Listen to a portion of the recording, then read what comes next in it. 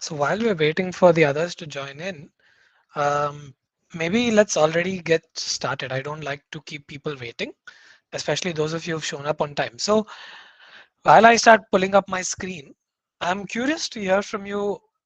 What are your expectations from today's session? What would you like to get from today?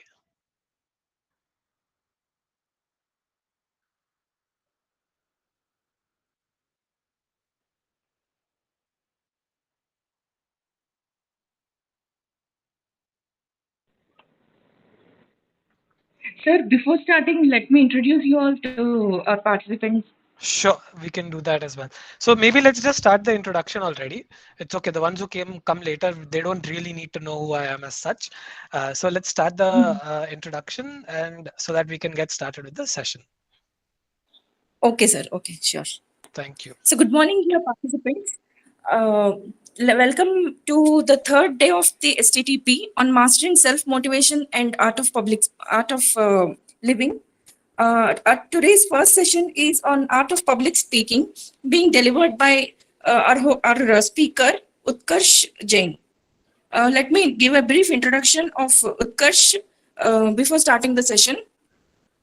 He's a leading learning consultant with a funny bone and a drive for doing things differently.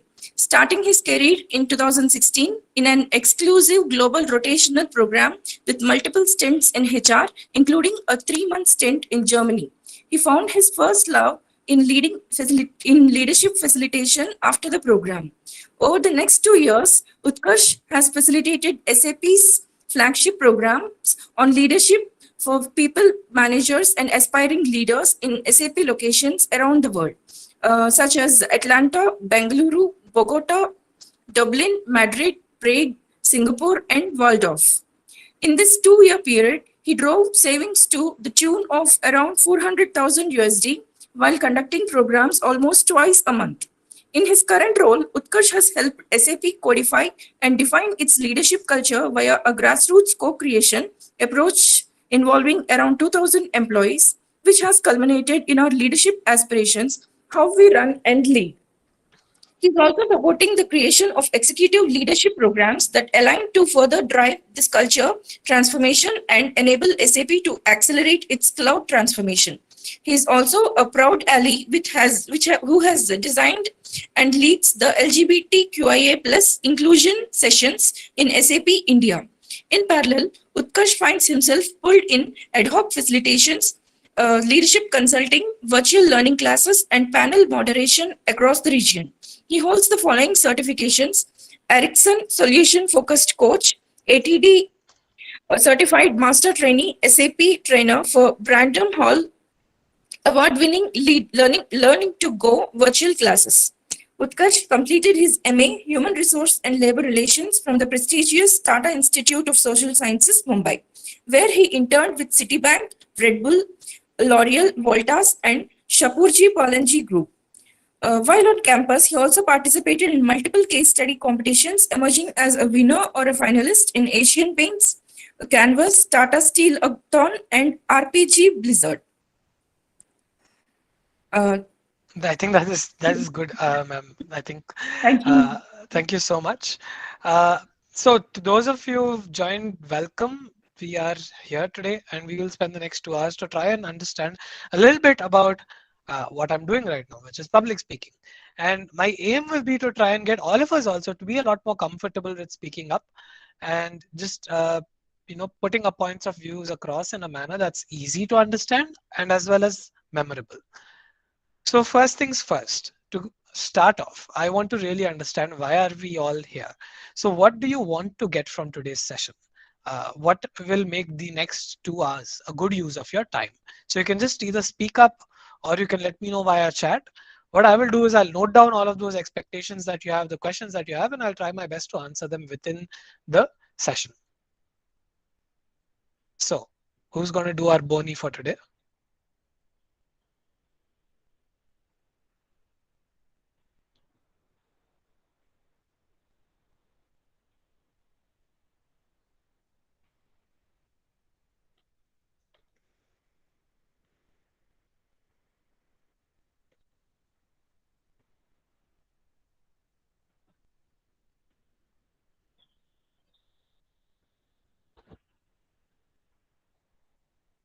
And another quick pointer is I'd done this session about somewhere in the last month, in the last few days of December. So those of you who've probably attended that, it's going to be the same session. So I would suggest that you can drop off. But to those of you who've not, my question is this: what do you want to get from today's session?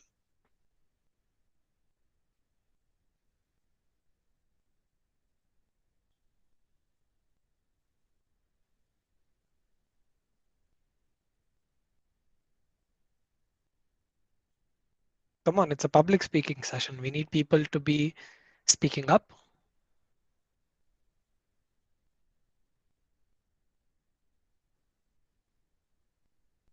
All right. So Yamini has been kind enough to start us off by saying, why? What do you mean by public speaking? It's what's its importance? Why is it considered as an art? Great question. All right. Others, what do you want to get from this session? What will be good use of your time? What do you want to understand?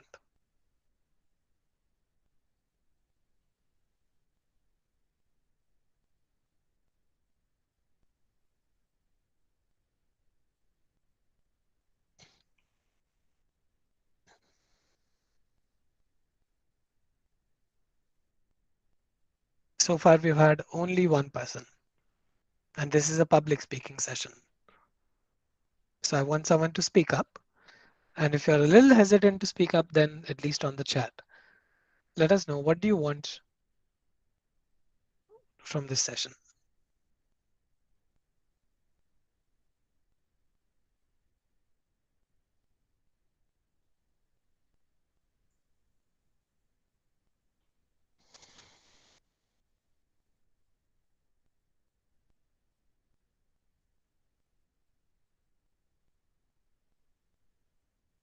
All right. What to start, where to end in public speaking. All right.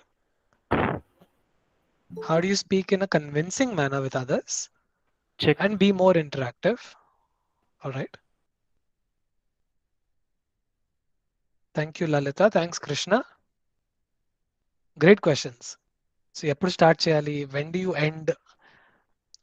Right? Because so many times I think we've all had those experiences where we have a speaker and they're going on and on and on, and then all of us have to basically clap so that they leave the stage. So it's also important to learn when to stop. And I think that's a great point that Krishna brought up. How do you convince others? How do you keep things more interactive? Yes, great things to consider.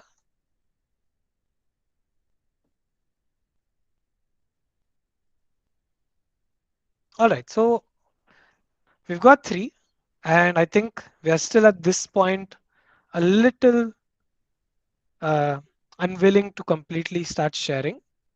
So I will move ahead. Okay. But before we start, maybe let's at least we can address Yamini's question. Why is it considered an art? And I think it's a very good question to start us off. So why do you think we consider public speaking an art, right? Why don't we say the science of public speaking? Any thoughts? Anyone who wants to unmute themselves and speak up? And Venkatesh, who said that what he would like to understand or take away from the session is, how do you speak in society? How do you motivate a large group of people, right? Okay. So why is it called the art of public speaking? Well, very simply because there is no one right way. There is no perfect solution or a framework. There are frameworks, but there is no single framework that will help you master public speaking. It depends on a lot of different factors that play a role, and hence it's an art. The second reason it's an art is also because, well, every person does it in their own individual unique style, right? So you have different speakers, and if you compare them, everyone brings their own style. Some people like Lalu Prasad Yadav's speeches, some people like Nehru's speeches, some people like Prime Minister Modi's speeches, uh, and each of them have their own way of speaking. Each of them have their own style of connecting to the audience. Uh, so that is why it's more an art, because there is no one right way. Now, The first thing we have to understand is there is a difference, of course, between speaking and public speaking. Speaking is very easy. All of us do it day in, day out, right? Intlona, office lona, college lona. We keep speaking to people and we are fairly comfortable doing that. Usually people are not shy of just speaking to someone else. But when you're doing public speaking, it's a different ball game. You're speaking to multiple people. You might not know those people. You have to stand on a stage. You have to have some content that keeps them engaged. It's not a one-on-one conversation. And that makes public speaking a very different beast. So, two speeches that I have over here.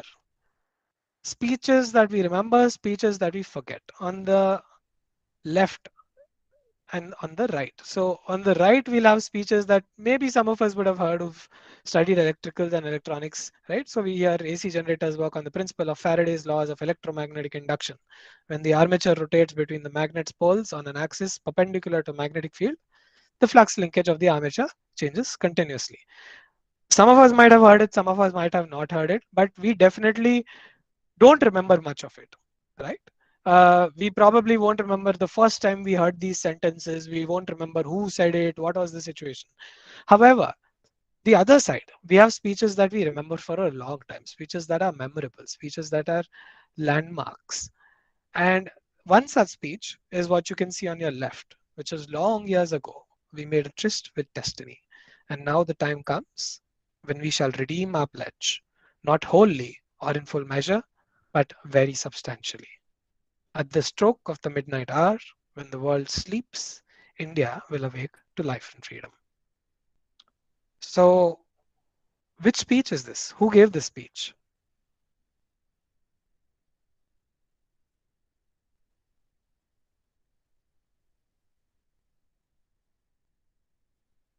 Whose speech did we just hear?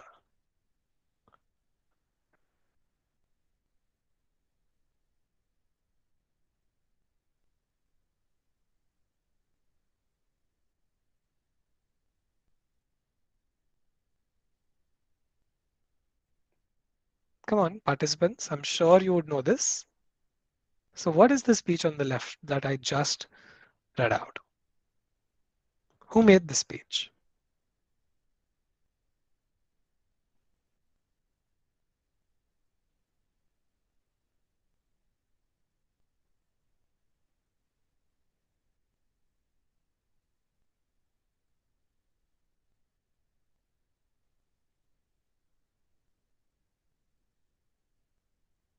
Nehru sir. Yes, absolutely right, Lakshmi. It is Pandit Jawaharlal Nehru, our first Prime Minister. And when did he make this speech? If you could also tell us that, if you know. Independence Day or something around that time, sir. I don't know exact day. Absolutely. No, that you are absolutely right. This was the speech that set us as a free nation. This was the speech that was made at midnight, 14th August 1947. And this is the famous, it's called the Tryst with Destiny speech. So this speech it marked the beginning of the country that we know as it is right now, India. And there are many such speeches that, you know, people remember because they are great in one way or the other.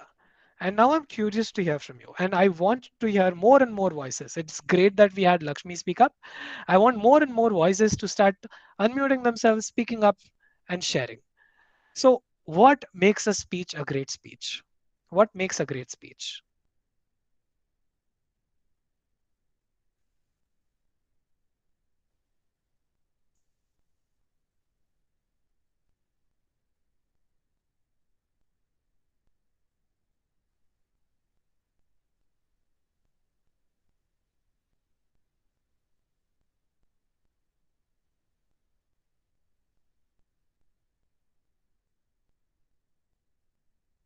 Come on, we have so many of you over here.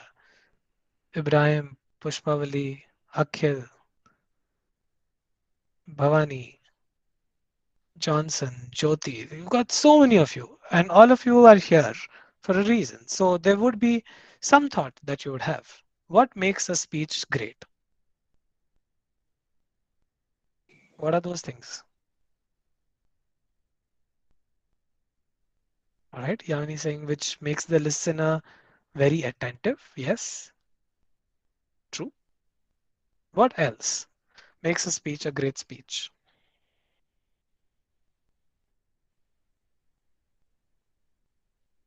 Attitude while delivering. Okay. Krishna, do you want to tell us more? What do you mean by that? Attitude and TNT in this situation. Yep. Tony saying the situation. Yes, absolutely. Sometimes in a particular situation, speeches become memorable. Confidence. Okay. Yes. Speech delivered जैसे time की the that confidence, and maybe that is the attitude also, right? Okay. Very. What else? What else makes a speech great?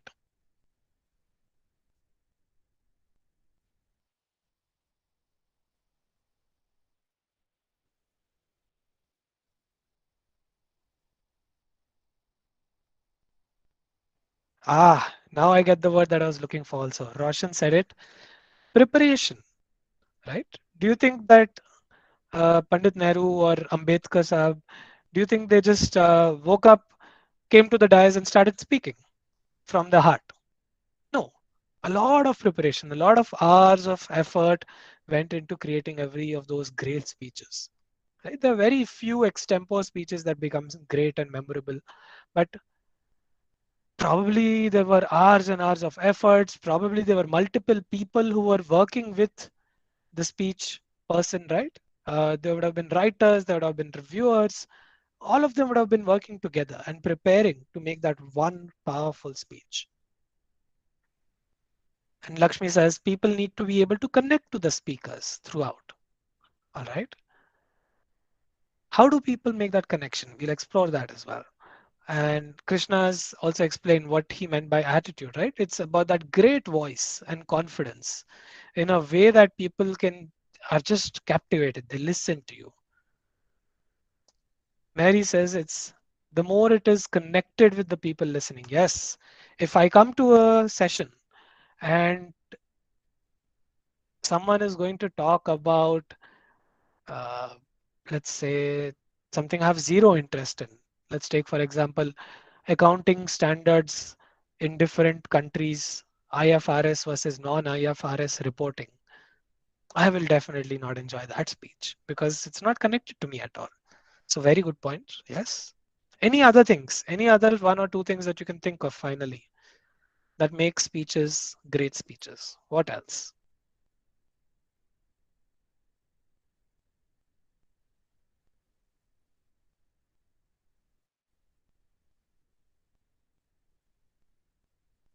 All right, no worries. I think we've got a lot of good points to change society. Yes, but not all speeches change society, and not all speeches are made to change society also. So speeches that make the listener captivated, the the tone, the modulation, the voice that we have while speaking, the situation in which you're making that speech, your level of confidence, your preparation, your ability to connect with your audience, your ability to present something that the audience cares about, right? Which is also why sometimes we struggle to have students listen to our classes because, well, maybe sometimes it just doesn't connect to them. Maybe they're not interested in the topic. And then that makes it a challenge which we need to try and solve for. So let's look at we looked at this Tryst with Destiny speech. I'm sure there are other speeches also. Let's think about them. And as uh, as Venkatesh said, right, some speeches can really change not just society, but even the world.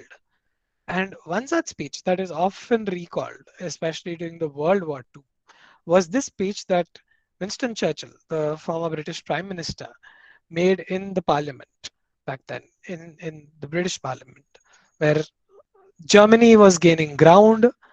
It looked increasingly so that Germany would win the war.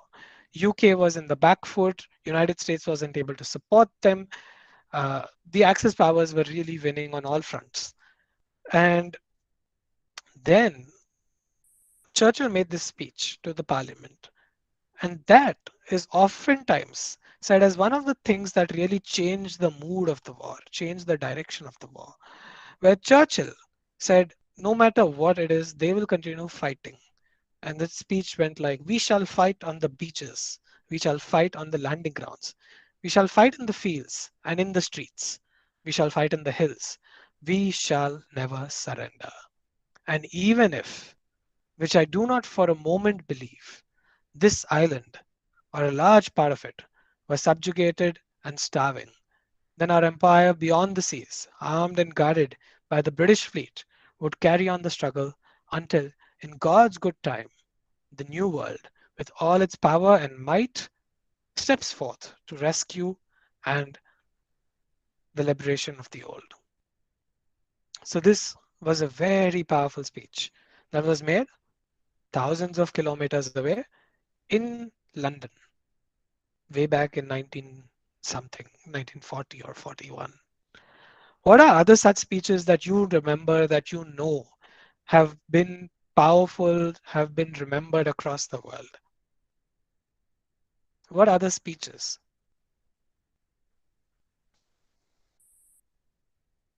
have been this powerful, this widespreadly known?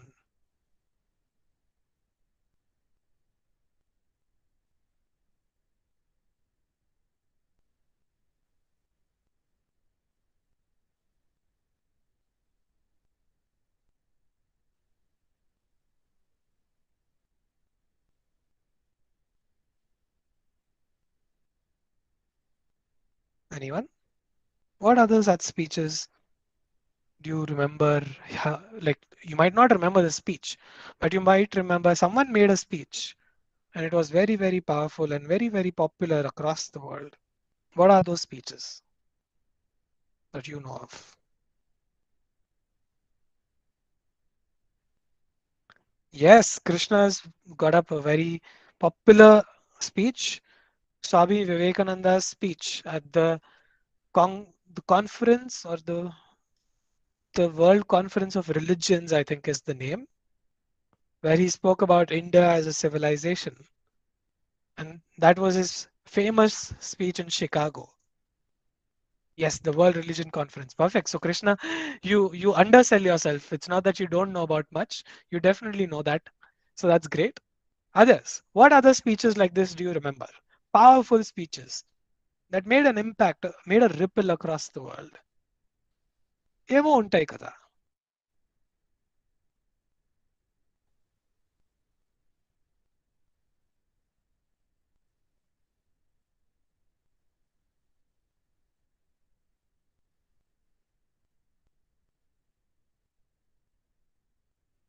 What other speeches? Come on, we can't. Would be a, yeah. We shouldn't know no speeches at all. There definitely will be some speeches. We would have studied about them. We would have heard about them. I have a dream, sir. Yes, Martin Luther King. I Have a Dream by Martin Luther King. That also was a very powerful speech. Correct. Thanks, Lakshmi. Others. And so far, come on, we've only heard one voice in the room from the participants. That's been Lakshmi's. Kusuma, you've brought up a good one, which is yes, freedom fighters, the speeches that they give. Gandhi, Bose. Who said that? Swaraj is my birthright and I shall have it. Balganga Tilak. Yes, exactly. So again, those are things that we remember, right? We've read it in our history books, uh, and we just keep hearing about them. Any other speeches that come to your mind?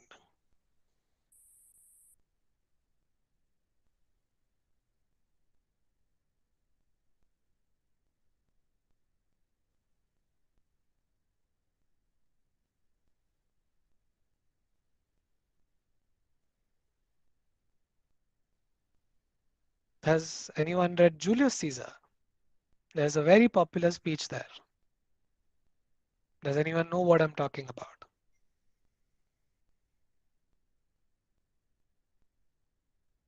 There's this speech which starts with friends, Romans, countrymen.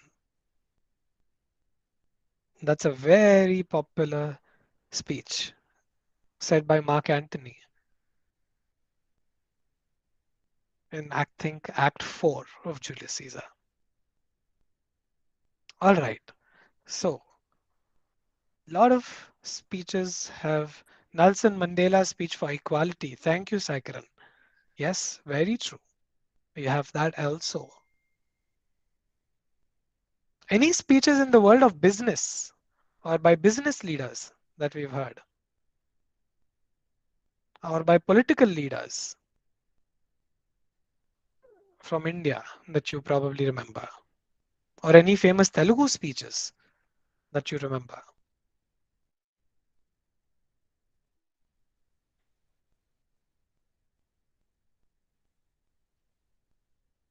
Ratan Tata's, Lenin. Mhm.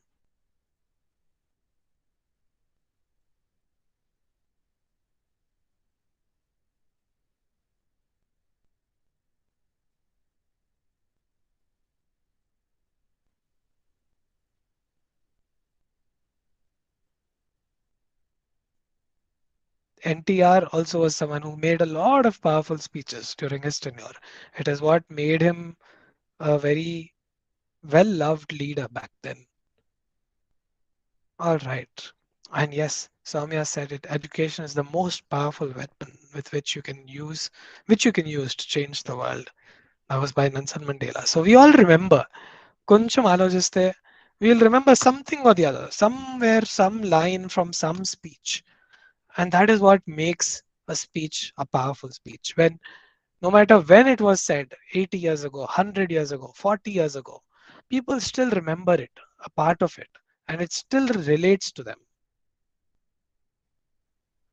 All right. So, moving ahead, there are two things that one has to think about. And this ties into one of those questions, right? How do you make people listen to you? The answer is very simple. There are two things that make us listen when someone is speaking. Either వాళ్ళు చెప్పింది మనకి అర్థమవుతుంది and it's of interest to us. So the content plays a big role. It has to be as engaging as, well, the test series that happened uh, between Australia and India. So the content must be of our interest, or even if it's not in our interest, the content must be informative, it must be interesting, it must be uh, thought provoking. And the other factor that makes us listen when someone is speaking is the speaker. Is that a speaker that we look up to? Do they have a presence? Like some of you said in the chat, right? Krishna was sharing it, Saikran was sharing it. So the confidence with which a person speaks, the ability to really make a connection, a bond with the audience, all of that also makes us listen. So it's really these two big buckets, the content and the speaker. That is what really make us listen. Either we listen because the content is great, or we listen if the speaker is someone we really are keen to hear their insights. So to move ahead, let's just see what are some stages for public speaking. But before that, any questions that have come to your mind so far? Anything? We are now about, and yes, now we are seeing KCR speeches. Yes, some of his speeches are very, very powerful. Of late, in the budget or in the parliament, we've started seeing Mahua Moitra's speeches come out. There has been another person, another member of parliament, I can't remember his full name, but some Mr. Jha, who also makes a very powerful speech. Venkaya Naidu. We are seeing, so now we're starting to get more and more interesting points from you. But any questions so far? Anything that's on your mind?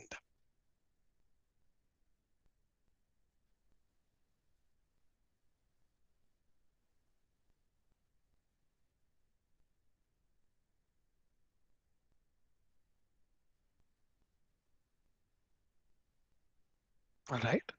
So as I was saying, we will look at two things today, which is A, your content. How do you make your content richer? How do you prepare your content? And B, speaker, which is really how do you make that connection with the audience? How do you speak confidently? How do you use your voice to bring command to the room? How do you change the level of your voice to either go like, hey, we all really need to listen, and then say, hey, this is something interesting, and start building up the tempo when you want to convey a sense of urgency. Start slowing down when you want people to relax. So this is all the different ways in which you can use voices. And to me, some of the best people who I have seen use their voices have actually been my Amama. She used to tell amazing stories. And she would use her voice in such a good manner. You would start feeling suspense when she would speak in a certain way. You would start feeling excitement when she would speak in a certain way. You would start feeling happiness when she would speak in a certain way. She knew how to use that voice to convey that emotion. And that is again something that everyone can learn. It's nothing that only talented people can do it or only you have to be born with it. No. So you can improve yourself both at the content level and as a speaker to make powerful speeches that make the world around you sit up and listen.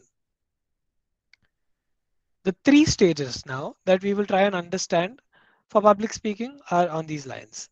A will be the preparation, B the delivery, C the aftermath, which is to mean first it's really all about preparation. Big, great, powerful speeches are mostly made in that first phase, which is the preparation phase. And that is where I would invest a lot of our time today, because good preparation almost always guarantees a great speech. The next will be the delivery, which is the part where now you've done your content. You've already reached the stage. You've started to speak. That is the delivery stage, where your focus then really shifts on connecting with the audience. Your focus shifts on making yourself available. Your focus shifts to ensuring that you're keeping them engaged and attentive. And you're using your voice, your body language, your gestures to really keep the room hooked. The third stage will be the aftermath. So speeches don't end after you finish the speech and walked off. There is always more that you can do. And that is again something we will discuss in the third stage. All right. Speeches make people powerful, or powerful speeches make powerful people make speeches powerful. Krishna asked a great question. Uh, so do speeches make people powerful, or do powerful people make speeches powerful? Which is more supportive? Krishna, do you want to come off mute? And I think it's a good question to ask everybody. So, Vinandi, Krishna's question. And Krishna, if you could come off mute and just share this question again, that'll be awesome. Okay, no worries. So, Krishna again, a question is, uh, no, all right, sure, please speak.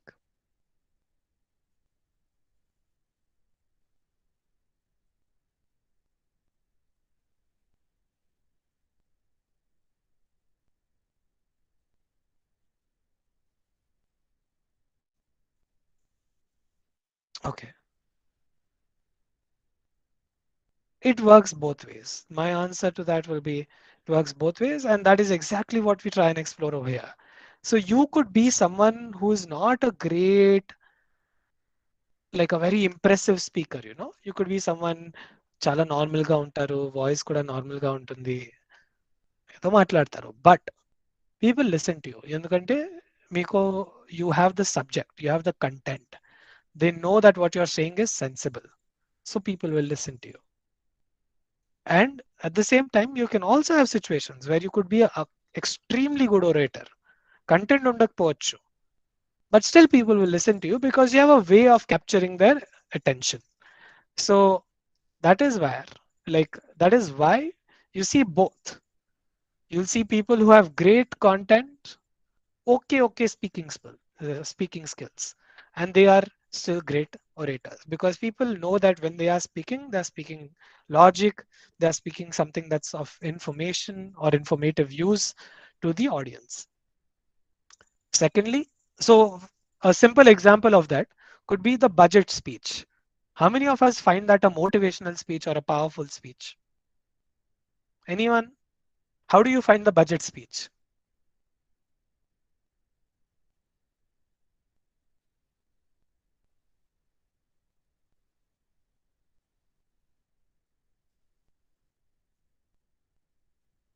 చెప్పండి.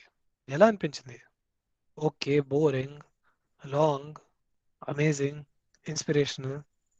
What was it? Sir, it's actually a long, very long speech, sir. Yes, So we even if we want to hear it, we can hear it for a maximum level of 45 minutes or 1 hour, but we can't go beyond that, true, no, sir. true, very true. But we can hear if the budget is about hours. See, for Yes, example, if we are a farmer, if speaker is speaking something about farmer issues, then they listen attentively. But correct. rest of it, they don't consider it's important, so we can't hear them. So. Correct. Very true, Andy. So, anyways, the time though, of course, like people will no one will be able to hear super long speeches. But so as you can see, the budget speech we listen, we don't listen because oh, it's Nirmala Sitharaman who's presenting the speech or wow, it will be very inspiring. We listen because there is information there for us, which is of use to us. So, Krishil Gurinchi, there will be some schemes, and if we come from a family that's agrarian, then that's of importance to us. If we are keen to know about any changes in the tax slabs, then we'll listen to that section because we want the content. So that is, so over there it's the content or the speech that makes a person powerful, and in other cases it's the person speaking that makes the speech powerful. So moving on back to our, and I hope that answered your question, Krishna. Yes.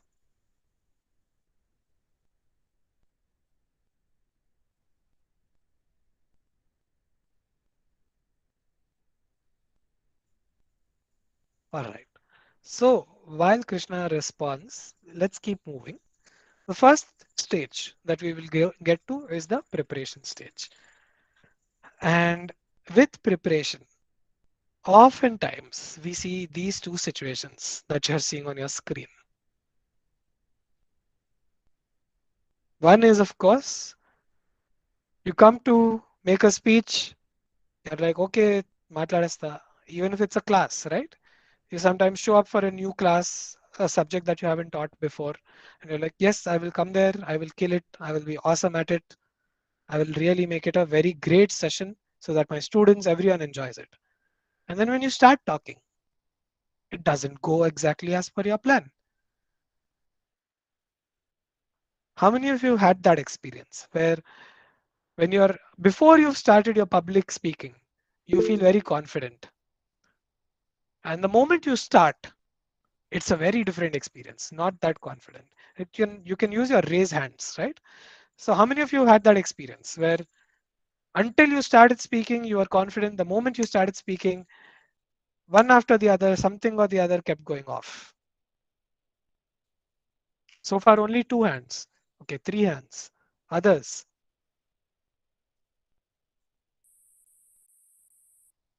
I'm only seeing still five people.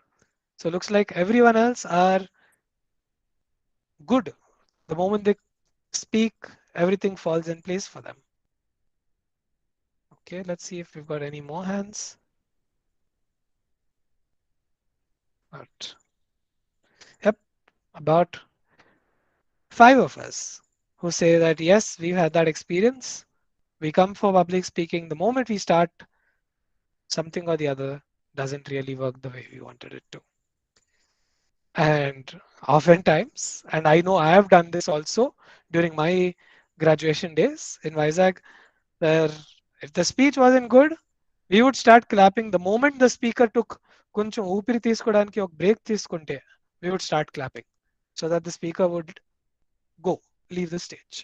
And it's a very difficult position for the speaker, right? It's very uh, sad. It's very confidence underwhelming, and it's very demotivating. But when you prepare, you're able to take steps to avoid that. You're able to think of ways in which you don't stumble. You will not fall like how the Joker's falling from the like getting hit by a cab over there. So we'll look at how preparation helps you avoid those situations and really set yourself up for success.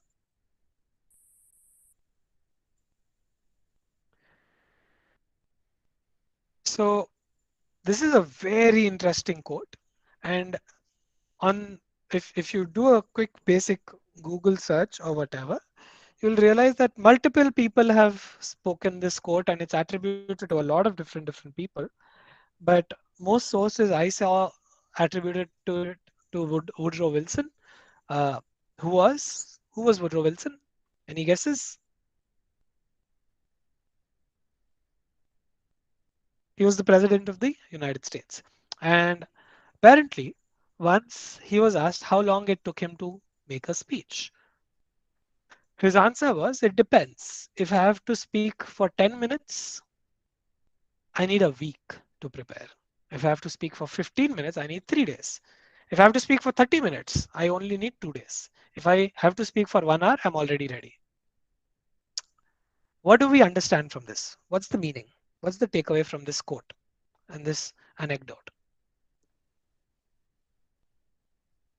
If the speaker have very less time, then the speech should be so crisp and perfectly. It should hit the target, sir. Mhm. If And it's for 1 hour, you can do something. Somehow you can make it up at the end. true. All right. Great. Thanks, Lakshmi. Anyone else? So far, we've only heard Lakshmi, and now I will not move ahead until I've heard another voice. So, any other voice?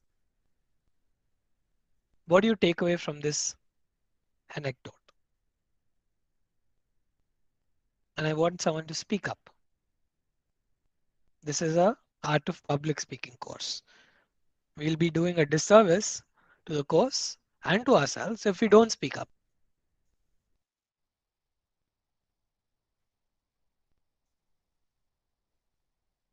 So,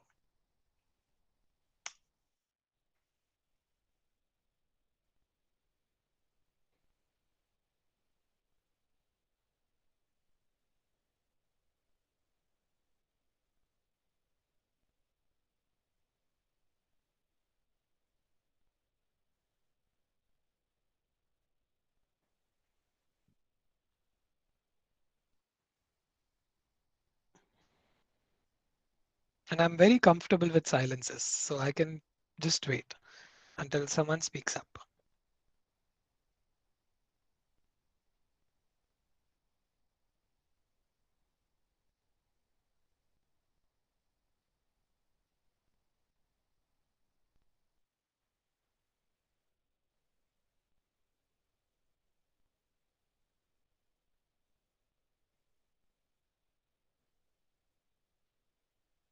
What do we take away from this quote?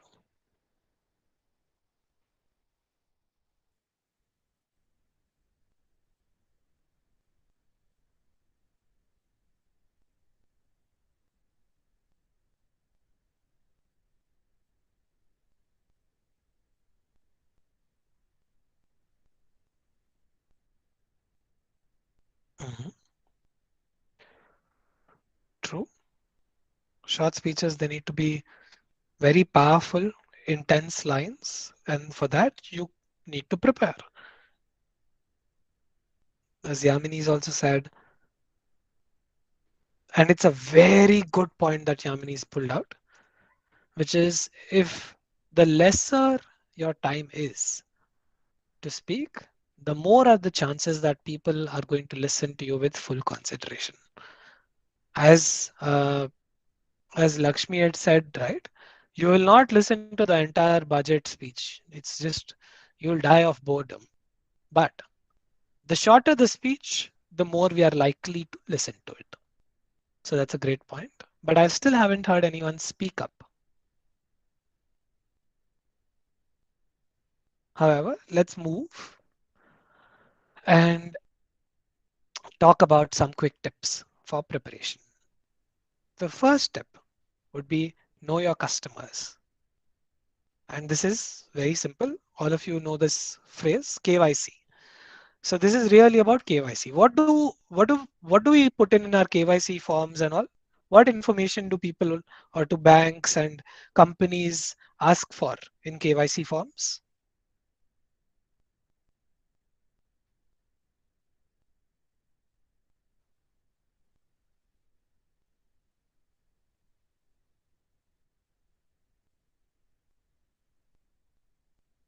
Has have we filled up KYC forms in the past? They ask for Aadhaar, they ask for PAN, they ask name, age, sex, address, right? Sometimes they ask income level, so on and so forth. So why do they do that? Because it gives them an insight into you. They ask if you're salaried or business or self-employed or whatever. And similarly, when we are making a speech, it's very important to know your customers. Who are the people that you are speaking to? And you need to understand their persona. What do we mean by that? So when you're speaking to a different audience, you'll speak in a different way. If you're speaking to, let's say, I don't know, managers in a company, right? You would speak in a different way. If you're speaking to students, your preparation will change. You'll prepare content that is more relevant for them. If you're speaking to experts in uh, radar and microwave technology, you need to prepare accordingly. If you're speaking to CAs, you need to prepare accordingly. So that is really knowing your customers. You need to be able to understand what are their needs, what are they like, what are things that will resonate with them, what are things that will not resonate with them. So let's take an example to understand this. Let's consider the typical use case of students. So let's assume you need to conduct a class, right?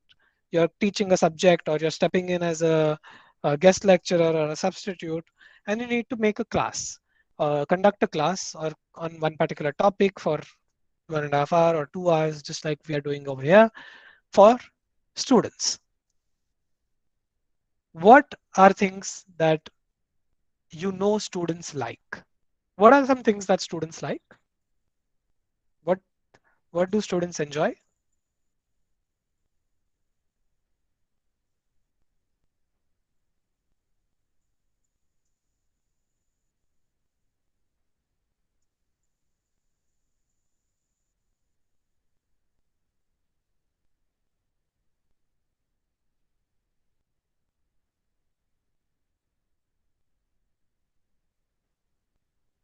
Before jumping into the topic directly, talking something relevant so that they can understand more, and then getting into the topic is Yeah. somewhat helpful for the students to remember, and even they understand better. So that I think.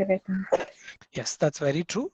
So what are those things that are relevant topics for students? What do students like to listen to, or what do students enjoy talking about? What do they like to do? And I'm curious to hear thoughts from everybody. Yes, Lakshmi?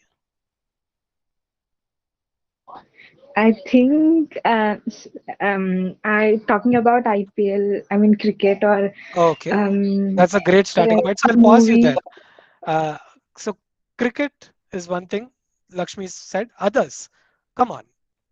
This is, I think, the part where I'm going to be quite disappointed because we have almost finished 50 minutes, but we haven't heard anyone else speak up.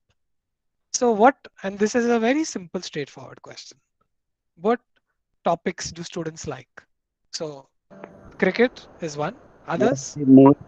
Movies. Movies. Yes. Cinema. Yes, that's very true. Thanks, Manikanta. And thank you for speaking up. All right. So cricket, movies, uh, various Speech, topics. sir, speech between Hmm. uh, present situation jokes Yes. Present. and Hmm. present of games Yes. and Correct. different examples. Correct. Like, Current law, games, jokes, right? So They now can everywhere we are getting Pushpa memes and Pushpa videos, right? they, So are we then present day games that everyone is playing, parties? Yes, very they true. can they can attract the students Aunandi, correct. in between the motivation of lectures. Very Any true, Venkatesham. any subjects of student learning. Very true. Okay, Thank you so much. thank Yes. you. So movies, cricket, latest games, latest, trends, jokes. All of these are good things that students enjoy.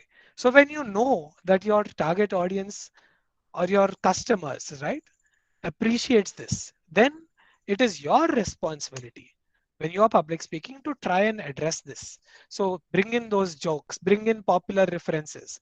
If Pushpa is doing the theme, then take a concept and explain it using, like, you know jokes and memes from Pushpa. uh, if maybe you're talking about communication skills, you could take a movie and show how different people have different styles of communicating. For example, once I had to do a session for students, CA students, on communication skills, and I looked at the movie Bahubali and I said each character has a different style of communicating. I said Shivgami Devi, she is someone who is a very aggressive communicator because she is very focused on Namate Shasanam, right? So she's an aggressive communicator. Bahubali is an assertive communicator. Ballaladev is a manipulative communicator, so on and so forth. So when you make those examples, you make those connections to movies. You can explain concepts using movies, using latest jokes or memes or trends, or cricket examples. People understand it better, and it makes your speech a lot more memorable. So does anyone have any examples of here that they have tried to bring in? How have you explained one concept to people using any of these things that they understand and appreciate?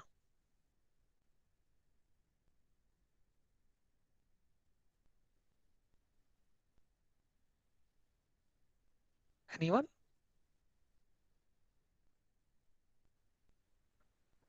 Similarly, when you're maybe, let's say, presenting at a conference, when you're presenting a white paper or you're presenting a uh, abstract, right, a technical paper, you would then again need to understand who are you speaking to.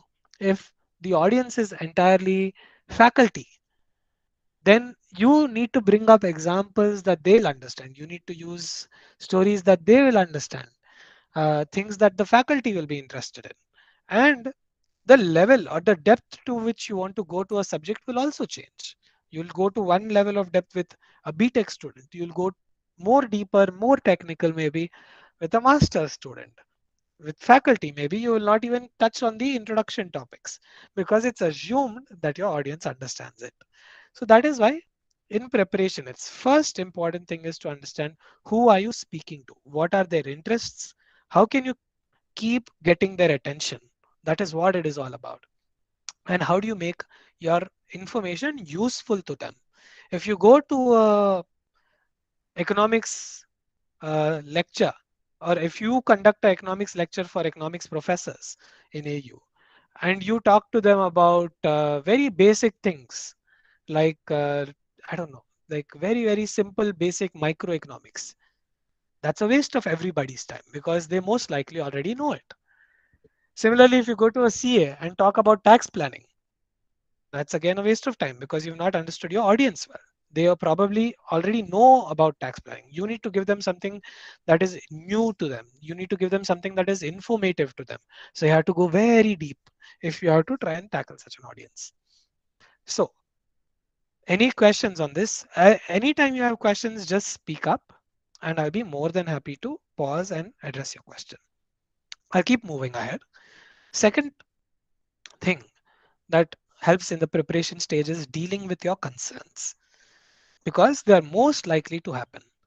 What do I mean by concerns? I mean things like how many starting troubles. Does anyone know what starting trouble is? And this time I want another voice? What is starting troubles when you make a speech?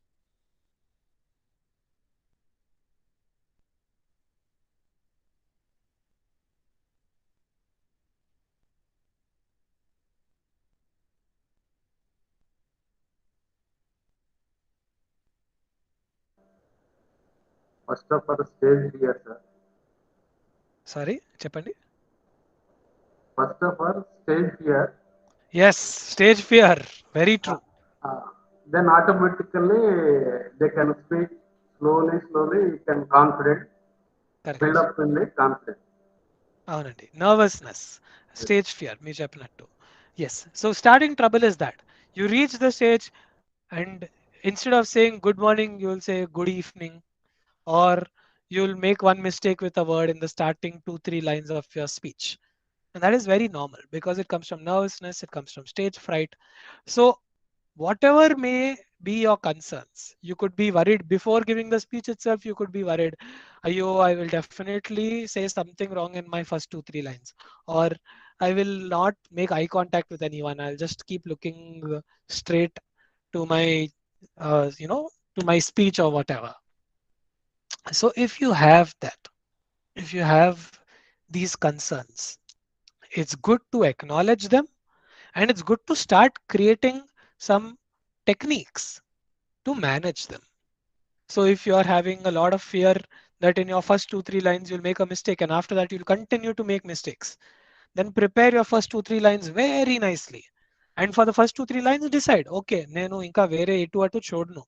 First 5 lines నేను ఎలా ఉంటే అలా చదివేస్తాను. జైసా भी है or however it is, I will read the first 5 lines straight from my notes. I'll write it word to word and I'll recite it exactly like that. Then you will start feeling okay, now that is done. Then you can start making eye contact, you can start looking here and there, connecting with your audience.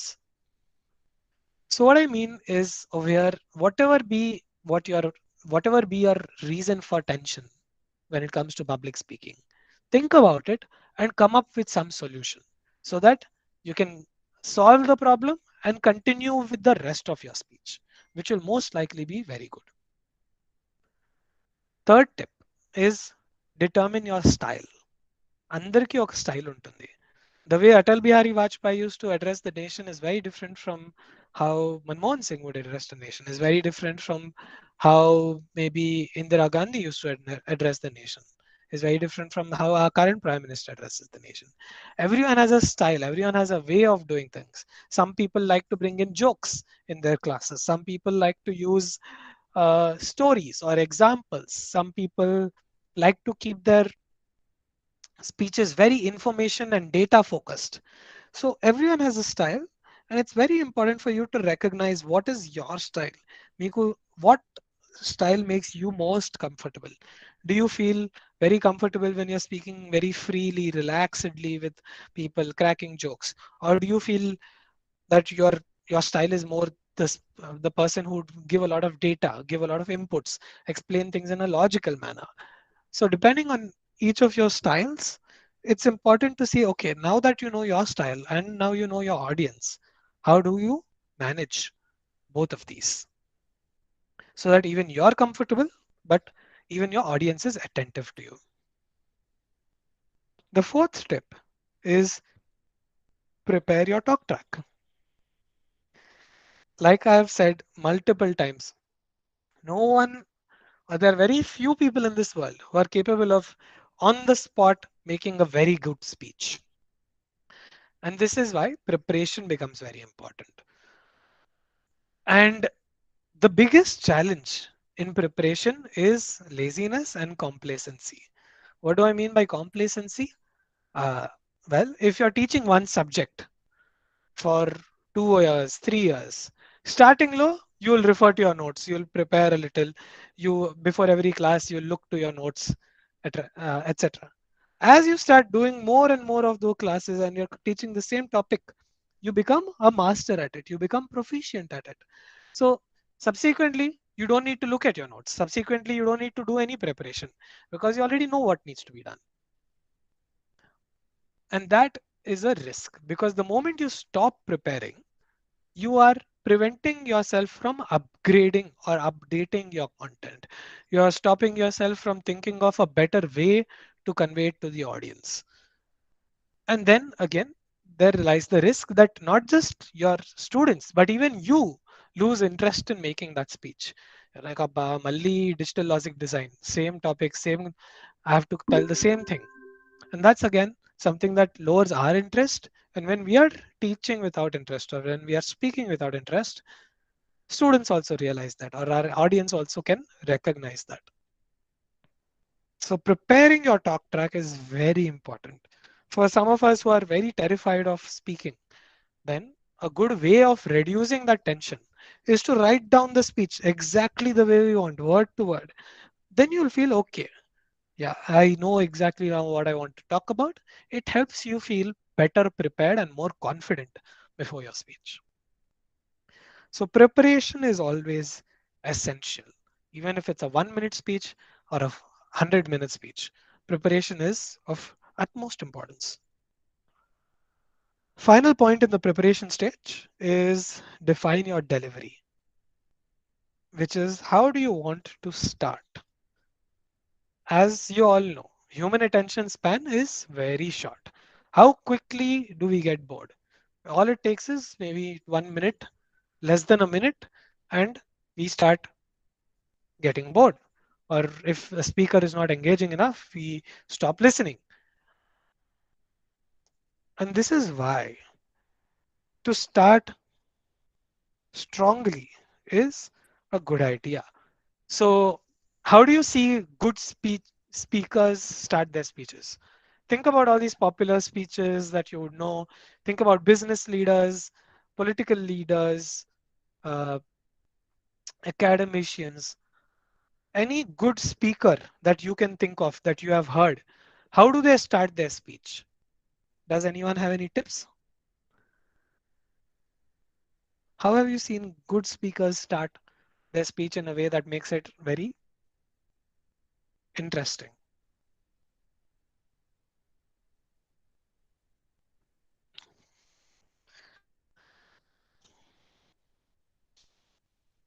And good morning, Vijay Garu.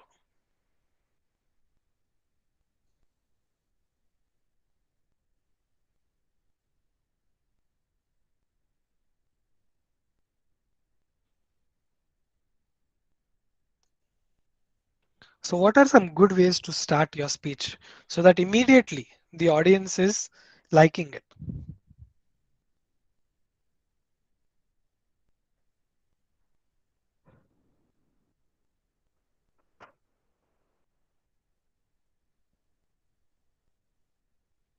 So by raising a question or a situation, we can Mhm. make it more attentive. Yeah, that's a great point, Krishna. By starting with a question or starting with a story, Raising a question, sir. Situation or a question. situation, or a question. Wonderful. Awesome. So we already have two great ways to start by asking a question and by uh, sharing a situation. It's raising a serious situation. Generally, they're used to do that. Mhm. Okay, very true. So if you notice, even for today's session, that's how we started. We said, what do you want to get from today's session? So starting with questions immediately captures people's attention. Or sharing a story, sharing a serious challenge, a serious situation also does. Others, what else do you see good speakers do to start their speech?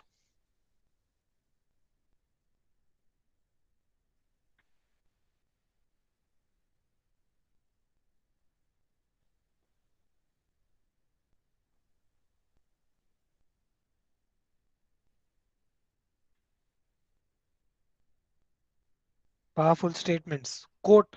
Yes, powerful quotations. Thanks, Pushpa. Sometimes people use a very nice, powerful quote to start.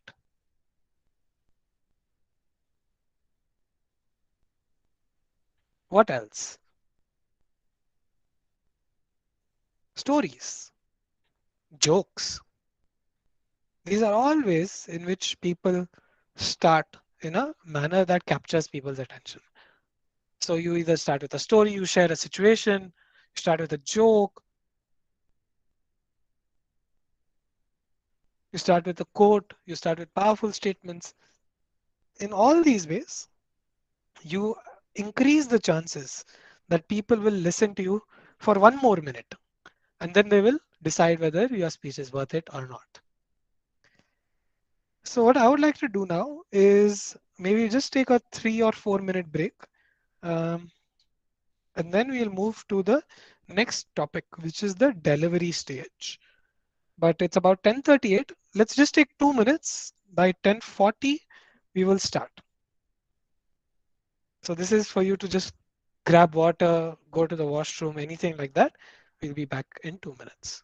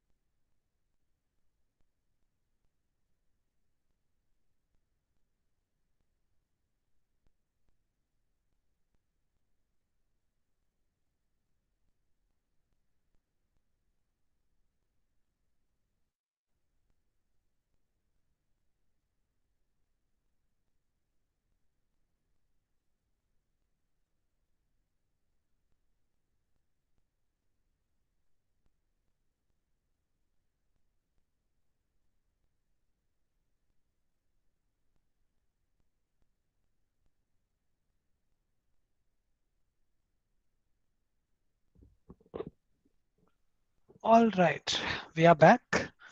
And now we are going to talk about the second stage of public speaking, and that is your delivery. So by now we've finished the preparations, we've written on our speech, we've decided how we want to open, we've understood our audience and their needs, and we are right now on that stage, or we are on that Google Meet room or the Teams room, whatever it is. So now we talk about some tips that help you with delivery. The first tip is expect troubles and don't let them affect you. So this is kind of saying we don't need to be 100% perfect. If you feel that, okay, I might make a mistake, okay, you might make a mistake. It's all right. Don't let it bother you and ruin the rest of your speech. So if you made some mistakes in the start, or you said one thing wrong, or you forgot to say something, don't put too much time on it, because the moment you're doing so, your brain is diverted and it's not fully focused on the content or on the speech that you're about to deliver, and that increases the probability of you making more mistakes. So the first thing over here, of course, is going to be that expect some some starting troubles, or expect some things to go wrong, but don't let them affect you. So it's kind of like we talk about tolerance bands when we talk about in electronics, we have something called as tolerance. And this is exactly that, which is to have a certain built-in tolerance that mistakes are unavoidable. No matter how prepared you are, you will forget to add one point, you will forget to say something that you thought you should say, you will forget to do maybe something, you'll make a mistake in the starting few lines, you'll fumble, you'll use the wrong word, you'll start pausing, anything can happen. But expect it and accept it. Don't let it affect you. The second is find your friends. What do we mean by that is Find people who you feel comfortable looking at. So it doesn't necessarily mean friends. If you're presenting at a seminar, or if you're taking up a seminar, right? And you have many people in the room, look for those people whose faces make you feel comfortable, whose faces make you feel confident, whose faces make you feel like, okay, they're not getting fully bored by me, right?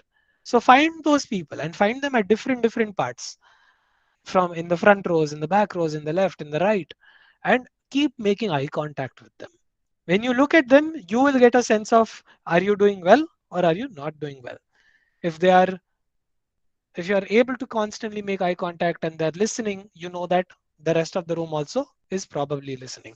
If they're not listening, then for you it means you need to do some course correction, some modifications to come back on track.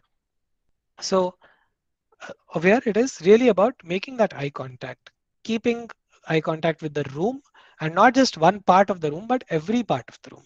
Finding those people who you feel comfortable looking at and ensure that you're glancing at all of them every now and then to give yourself a real estimate of how is your speech going. The third tip is they don't know what they don't know. What I mean by this is very simple. You might have thought I will start my speech with a story, but when you went onto the stage, you had stage fright and you forgot to tell the story. You straight away jumped into the topic. But who knows this? Only you know. Do the students know that you forgot something, or do your audience know that you forgot to share something? No, except you. No one else knows that you forgot to share a point. So it's all right. So they don't know what they don't know. So don't let it bother you. Array, I forgot to tell that. Cha, shit. Don't think of that too much. If you've forgotten, you've forgotten. It's all right. No one knew anyways that you are going to say something. The fourth tip is communicate, don't confuse. What I mean by this is మనం చెప్పింది వాళ్ళకి అర్థం అవ్వాలి. या हम जो बात कर रहे हैं उन्हें समझ आ जाना चाहिए. Now if I end up doing this entire communication in like very Shakespeare like professional English with very difficult words, will you be communicating or will you be confusing your audience?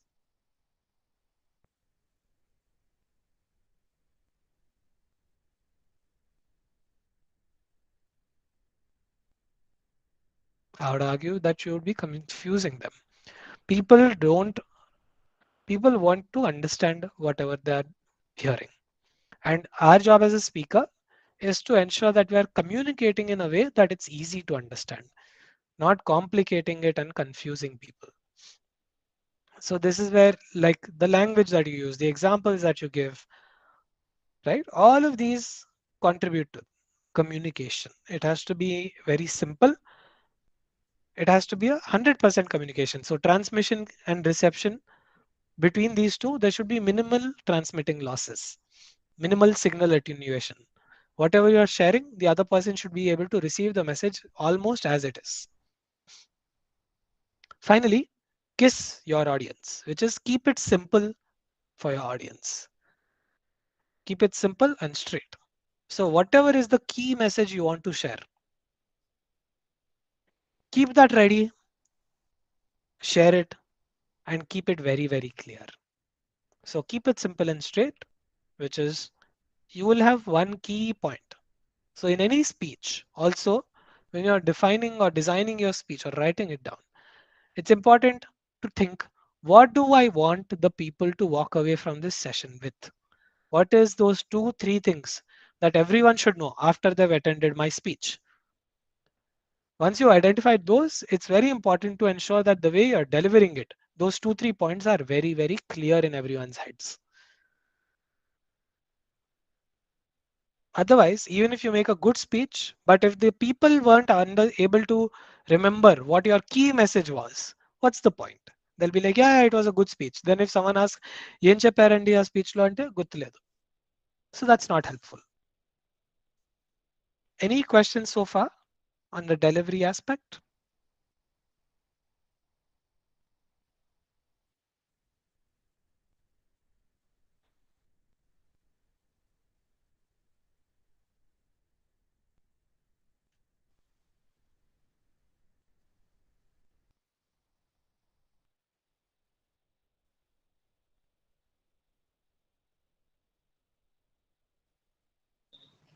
Sir, sometimes at the middle of the speech, we get stuck and we cannot move from that Mhm, again. mhm. We will take some time to get back into it. And what should Correct. we do at that time? All right. Great question. So what Lakshmi has asked is sometimes ఒక్కొక్కసారి మాట్లాడుకుంటూ we forget the flow, right? మర్చిపోతాం. What were we trying to say or we just forget completely. Mind goes blank. What do you do in those situations? It's a great point. So one question will be first, what is it that uh, do you have a, okay, so let me share it very simply in a step by step process. First thing to do is acknowledge it. So if you're getting stuck and if you know you're stuck and you can't remember, just say, oh, I'm sorry, I think I've lost my train of thought or I've forgotten what I was saying, right? So that could be one. And then that is why the preparation part becomes very important. As we had shared in the earlier thing, we said prepare your talk track, right? So if you've forgotten, all you need to do is look into your talk track, see what were the points that you were covering, what was the point that you were planning to cover, and if you'll find it, you can just simply start from there. If you are still unable to find it, then just move to the next point. And that's that. Because again, like I said, they don't know what they don't know. So maybe you wanted to tell them about recent, you know, changes in the NFT and cryptocurrency space, and you were just like getting started with that topic and you forgot. Okay, you forgot. And if you can't see it also on your talk track, or you can't, if you're just in that tension space, move to the next topic. It's all right. They don't know that you are going to talk about NFT crypto. Maybe later during the call, later during the speech, once you've relaxed, you'll remember it. And then you can always bring it up subsequently. Does that help, Lakshmi? Yes, sir. Thank you. So always be honest. Just acknowledge I've forgotten. Sometimes, in fact, even big speakers, they say, "Oh, I've forgotten what I was saying. Can anyone tell me in the audience what was I just saying?" And then someone will tell back, "Okay, yes, sir, you were just now telling about the story that happened in Sarjapura." And then you're like, "Oh, yes, yes, yes," and you continue then. So that is about your delivery part. Any other questions?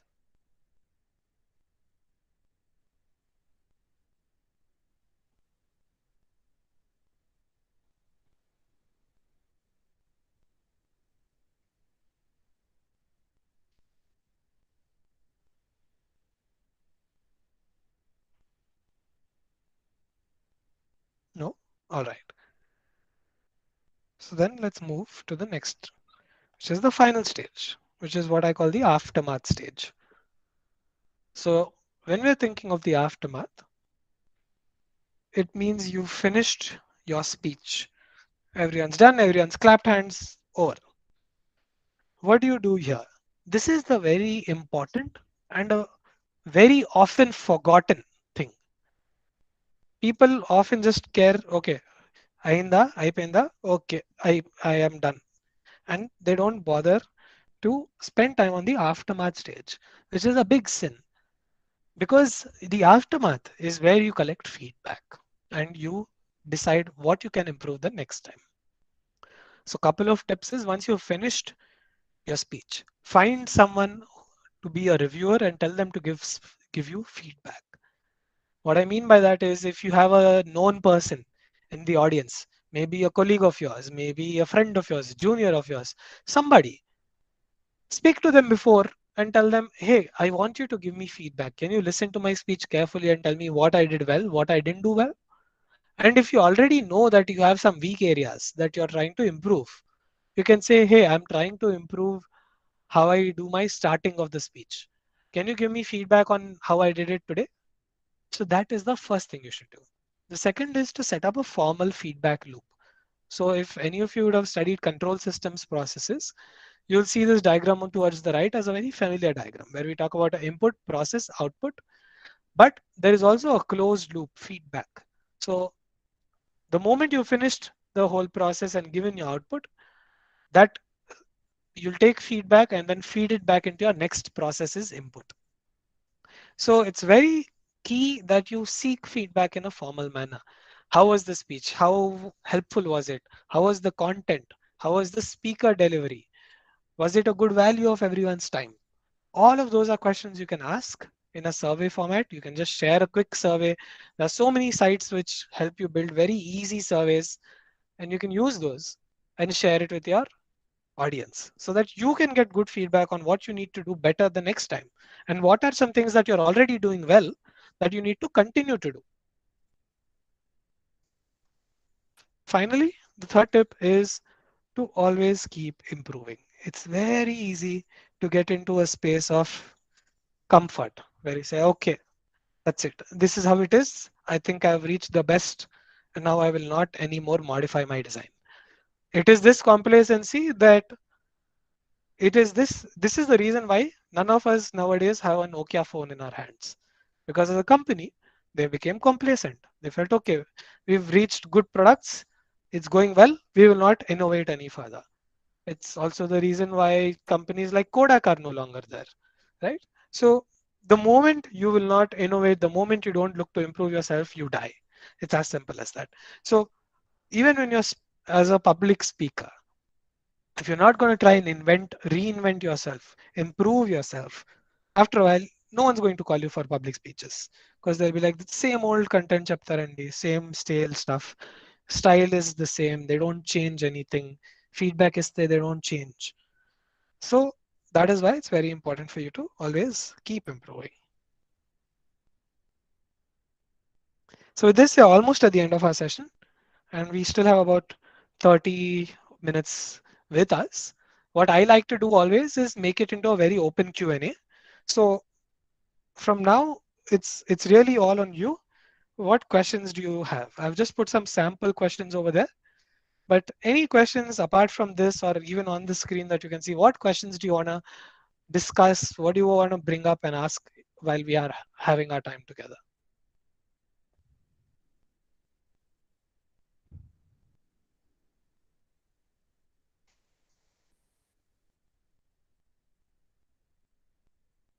What other questions do you have?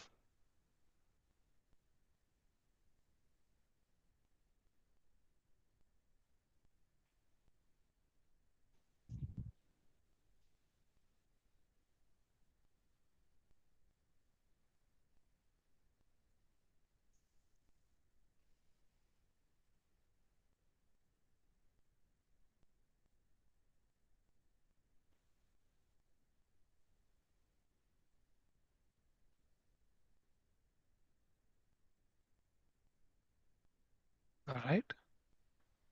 So if there are no questions, then looks like we're almost at the end of it. If you want to practice, there are a lot of ways in which you can practice public speaking to get rid of your fear.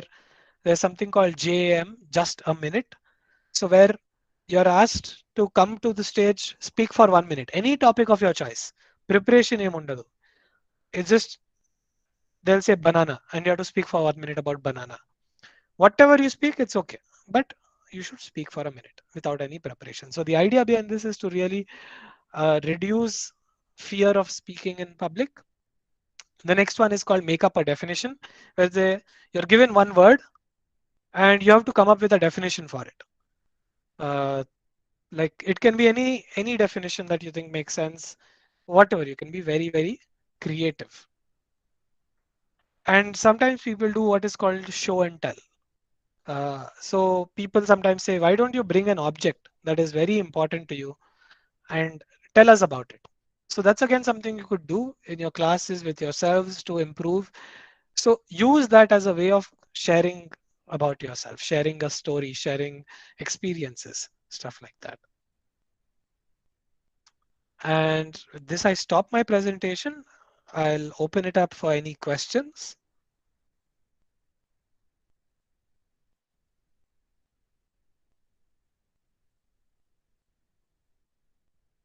Krishna, what do you mean by your question? Is it really the same with someone we know very well on delivering?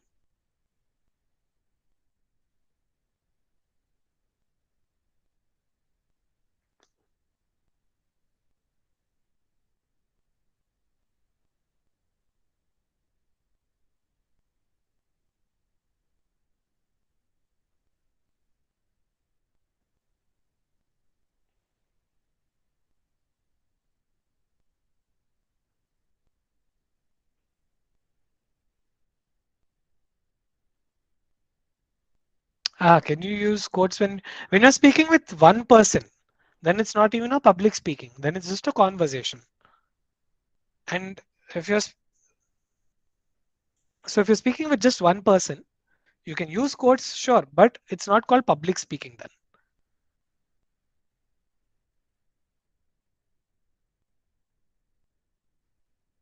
If you're speaking to, let's say, your own faculty, like your own classmates, you can use quotes.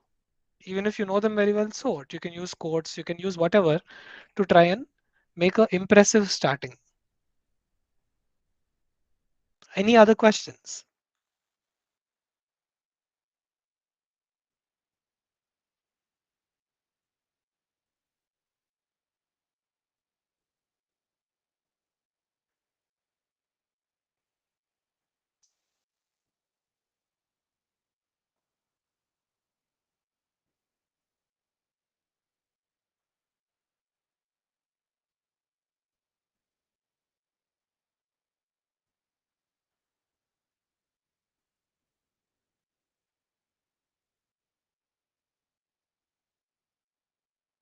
All right. So in that case, if there are no questions, uh, I'm happy to close the session. I wish we had more interactions, but I think we've had a lot of hesitation over here from this group. Uh, but it is what it is. I hope this has been helpful for you, and thank you very much. Thank you, sir. Uh, Yes. uh, Let me give a formal vote of thanks to you on behalf of the organizing committee. Mhm. Uh, so thank you for the wonderful session. You kept the session very interesting and very interactive. Thank you for sharing the 3 steps for public speaking that are preparation, delivery, and aftermath. Thank you for answering the questions from our participants, sir. Thank you very much. Thank you so much, ma'am. Thank you. Bye bye. Bye, sir. Participants, the next session will start at 11:45. So be ready by 11:30 so that we can start the session early. Thank you.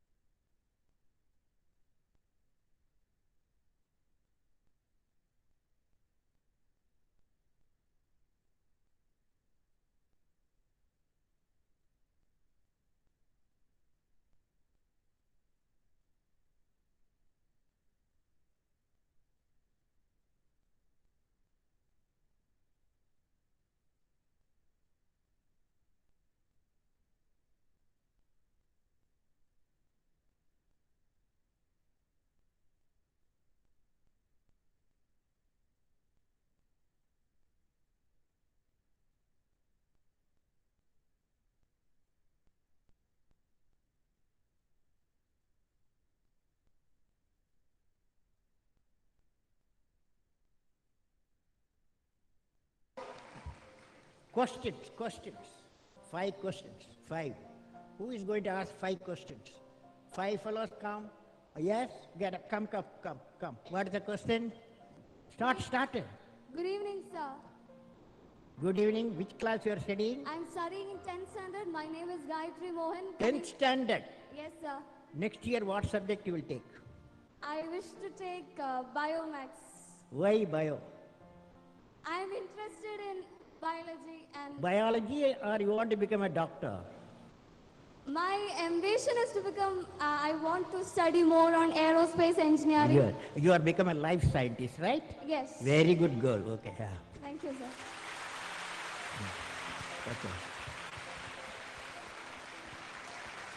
So my question to you is, a journey from Rameshwaram to Rashtrapati Bhavan is indeed a great achievement which no one can think of. You are giving a lecture now. What is the question? Sir, I would like to hear from you a few tips for the upcoming generation to succeed in life. Well, succeeding life, I have already told you. Yes, sir. You have to do 4 things, okay? Number 1, repeat with me. Number 1, you repeat. Number 1, Great aim. great aim. I will have great aim. I will have great aim. I will I will continuously acquire knowledge. Continuously acquire knowledge. continuously acquire knowledge. Oh, I will do hard work. I will do hard work. I will persevere I will persevere and succeed. and succeed. Okay, that's the mantra. Thank you, sir. Thank you so much. Okay, you can go. Yes, that's all. Nobody else. Stop. Okay. Go ahead. Sir, I am Jobin. I study in 7th standard from Kangodia UPS Perurkada. My question, at present, what are the major strengths and weakness of our Your India? mic, can you keep the mic like this? Keep distance. Slowly speak. Speak now. You are a good fellow. Yes. Sir, I am poor English. Study in Malayalam medium. മലയാളത്തിൽ പറ.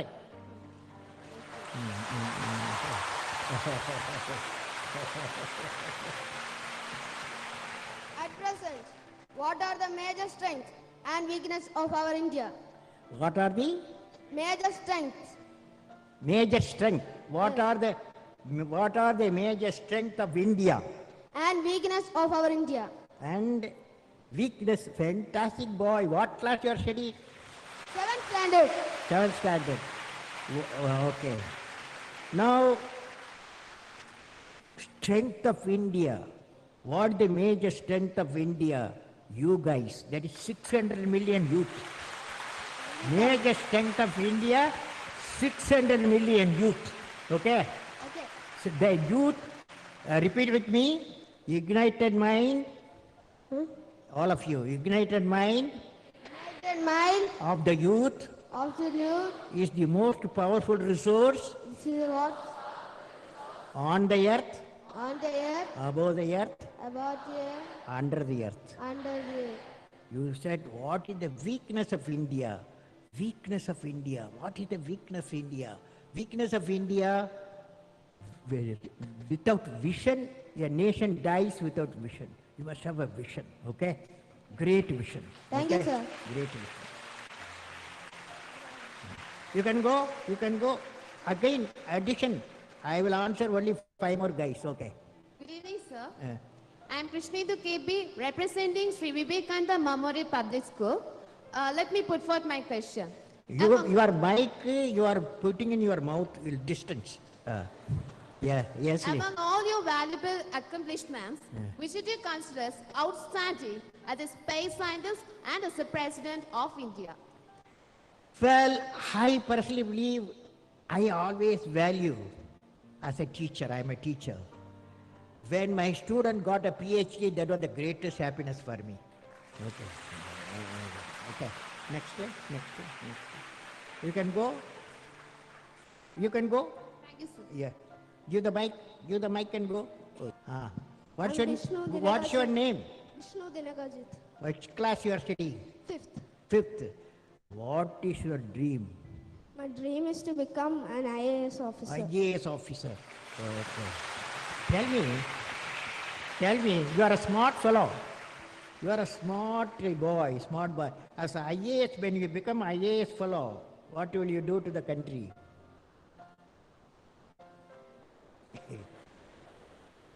You say what I am saying, okay? As an IAS officer, repeat with me. As an IAS officer, I will remove the corruption. remove the corruption. Okay. Now, what's your question? My question is that, sir, can you say a few words to the new generation who are ignorant of the human values like love, compassion, and gratitude?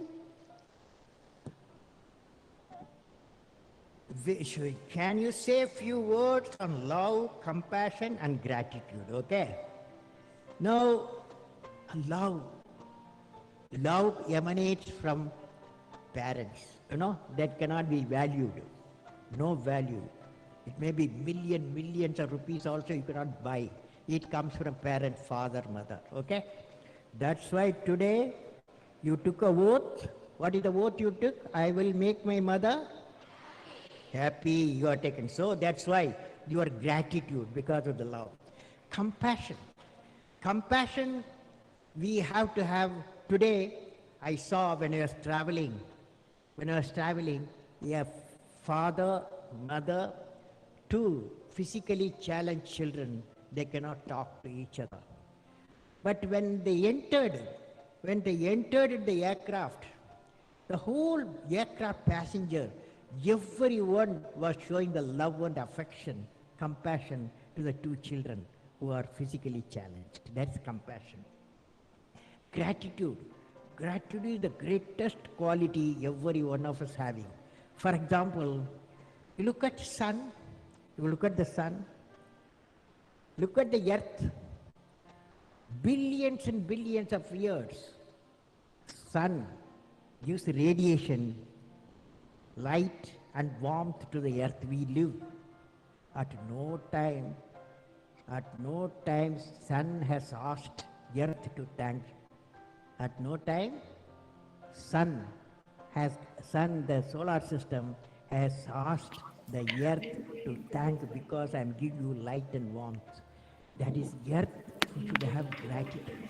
Earth should have gratitude. For 5 billion years we got the light, we got the warmth of the sun. You follow? Good question. You follow. You are a young fellow. You ask a fantastic question. You are a good fellow. Next. Venkatesh sir, can you please stop the session? We'll start our session. Next I'm session. studying in 10th standard. My name is Please stop the Venkatesh. presentation, sir. Mount Bethany. Thank you. Actually, ma'am is waiting from very long. Vaishnavi ma'am, welcome ma'am.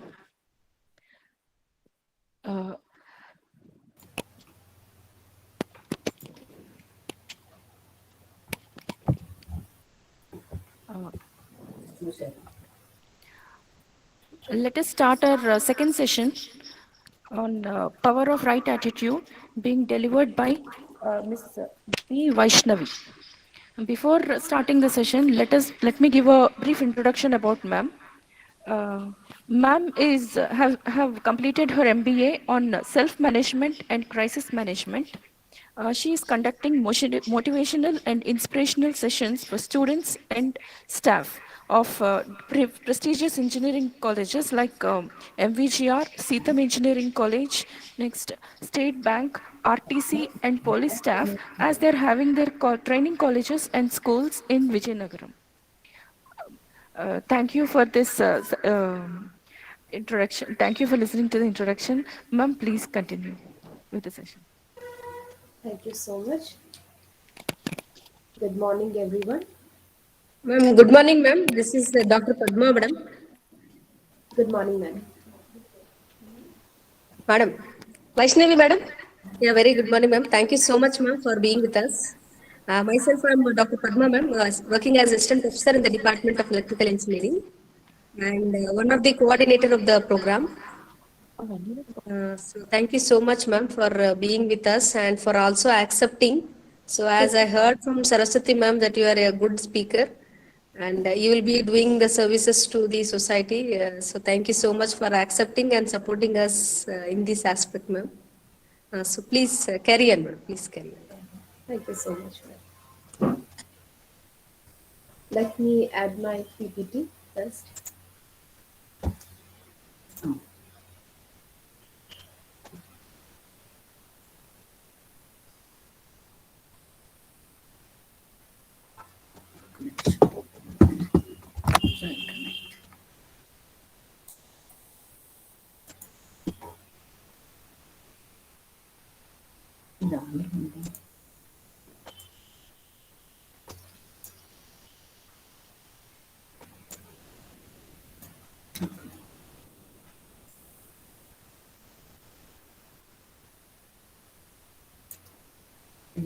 Don't go this. Okay.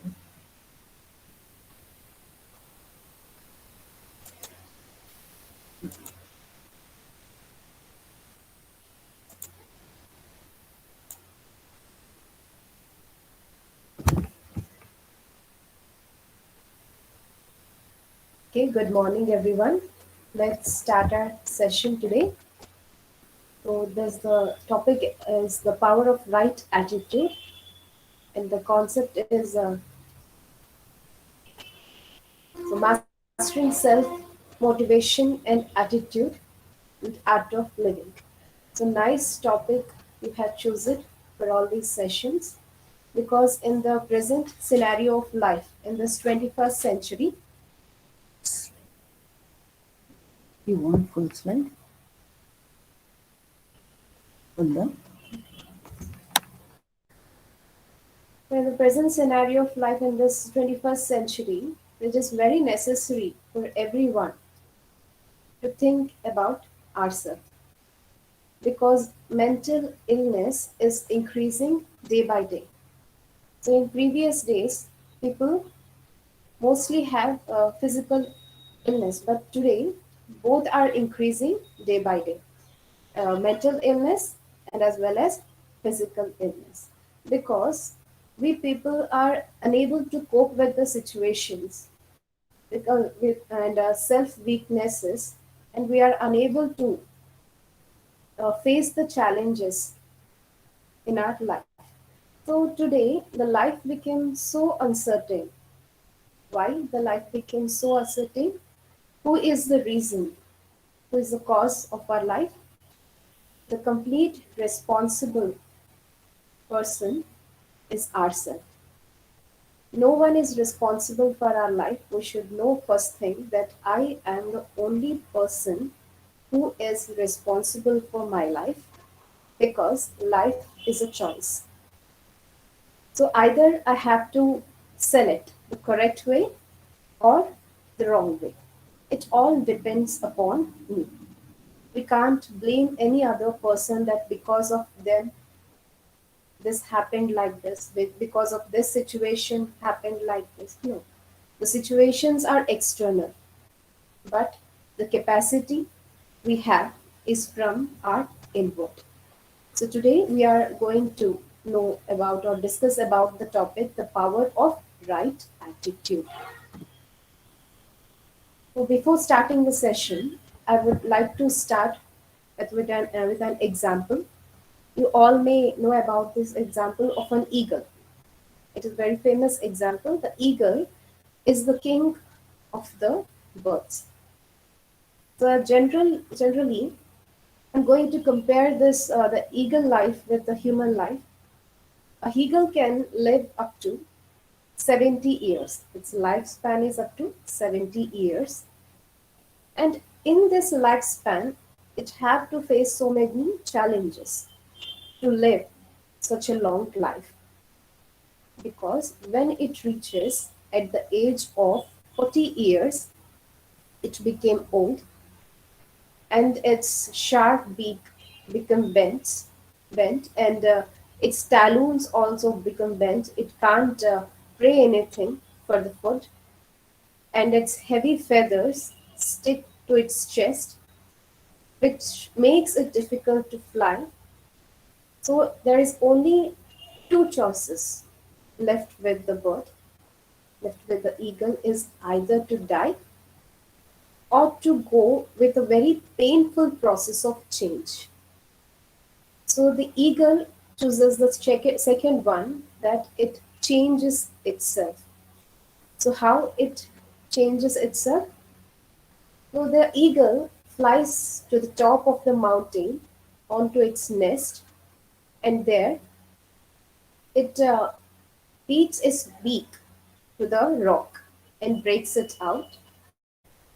It waits until the new beak, a very sharp beak, grow again, and then it will break its talons. And again, when the new talons grow, then it will plug out all its feathers from its body. So it will take us so much of long time, so many weeks. And after this process is completed, then again it will go for a flight up to next 30 years. Ultimately, it will live up to 70 years. So we can't say that everyone don't have challenges in their life. There's someone became is in a so high level, that means they don't have any challenges. No, everyone have challenges in their lives. Everyone have problems in their life, but how we look to the situation is the most important thing. Just like an eagle, we all have small or big situations in our life, but the difference that we make is how we see, that how we deal with the situation.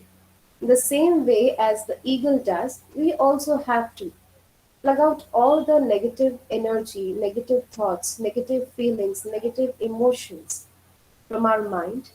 Then only we can live and survive in the society in a better way.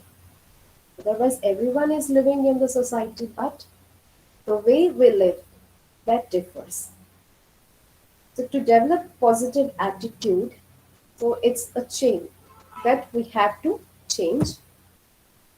So in the last session, the previous session in self-control, sister has already told you about the thought power. And in today's session, that will be the continuation of the previous class, that how our thoughts make a difference in our life. Can you think about how many thoughts we can create in a day, in an hour, in a minute? A common person can think up to 30 to, can create up to 30 to 40 thoughts in a minute. Just imagine. In an hour, we can create 2000 to 2500 thoughts. And in a whole day, we can create up to 25,000 to 30,000 thoughts, a common person without any stress. And if the stress level increases or we have any tension on anything, then this rating will also increase. See how much we are wasting our thoughts the whole day because we are not recognizing the power of our thought. It is well said that as we think, so shall we become. In our life, what we in the thing we give more importance that how we look, how we behave, how we talk. But the seed is our thought, and we never give attention on our thoughts. To change our attitude, first we have to give attention on what type of thinking I am, what quality of thinking I'm creating the whole day. So the attitude is formed in this cycle. But first, we create our thought in our mind. Then our thought will give birth to some emotions. And that emotions continuously, it will create an attitude. When we create an attitude, then it will become our behavior. And continuously, when we behave in a particular manner, it will create our complete personality. And how our personality is designed, in that way only, again, we start thinking. So this is a chain process. So this it can be a positive process or a negative process. So now we have to change from the first thing, that is our thinking. Types of thoughts. In a whole day, we create so many thoughts, and that can be mostly categorized in four ways. The first one is positive thinking. Second one is negative thinking. Third one is waste thinking. And fourth one is ordinary thinking. So coming to the first one, that is positive thinking. So what do you think about positive thinking? What is positive thinking? Because everyone say that we should think positive in all situations, be positive, be positive. What is this be positive? How to think positively? If anyone speaks nicely to us, if anyone behaves nicely to us, and we say that that person is very nice person, very good person, then what do you think? Is it positive thinking? We can't say it as a positive thinking, because as the person is, we are just recognizing the person as he is behaving with us. There is nothing special in that. Positive thinking means if everything is not okay, even everything is not okay around us, then also we are able to think positively for others. If I'm speaking sweetly to you, and if any third person comes and asks about me, then what will you say? That she speaks so sweetly. So if I speak even in a different manner, and third person asks you that how she speaks, then only you can be able to say that she is nice. That is called positive thinking. So you can't, if you say that if everything is good, everyone is nice, if every situation is my favor, then only I'm able to think positive. It is not called positive thinking. Positive thinking means even the things are adverse to us, then also we are able to think nicely to that situation. That is called positive thinking. And positive thinking means the thoughts which is created under the basis of the values, that may be love, peace, happiness, purity, power. All these are values which are hidden in ourselves. So when we create under the base of these values, then our every thought will become a positive thought. Next thing is negative thinking. What is negative thinking?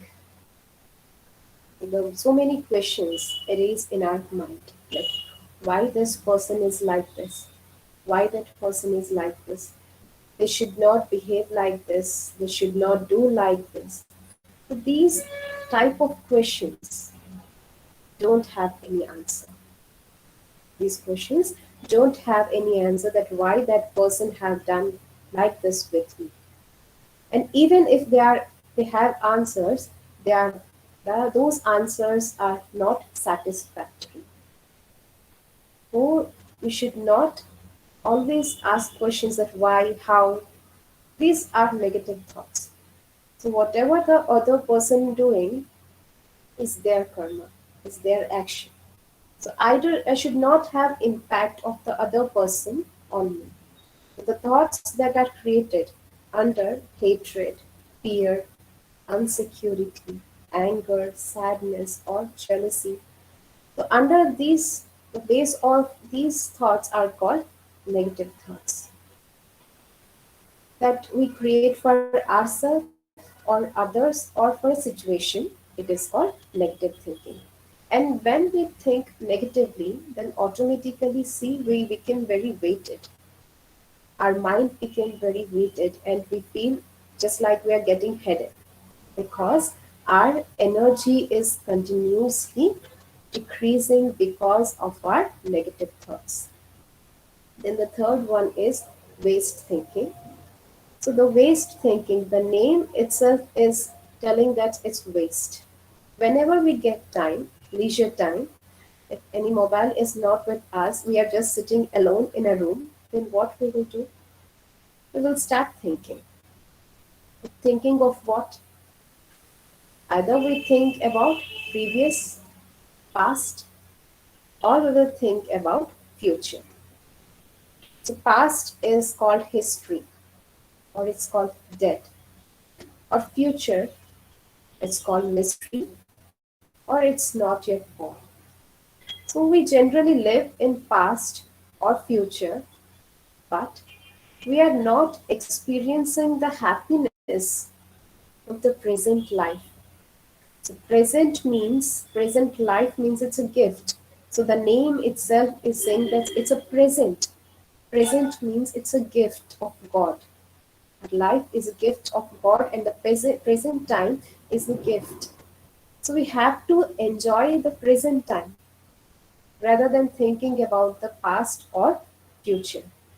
Okay, we can think about past, but for what purpose? That we have to take some, we can get some lesson from the past, that okay, I have done something wrong in the past, so now I have to make a correction and I should not repeat it again.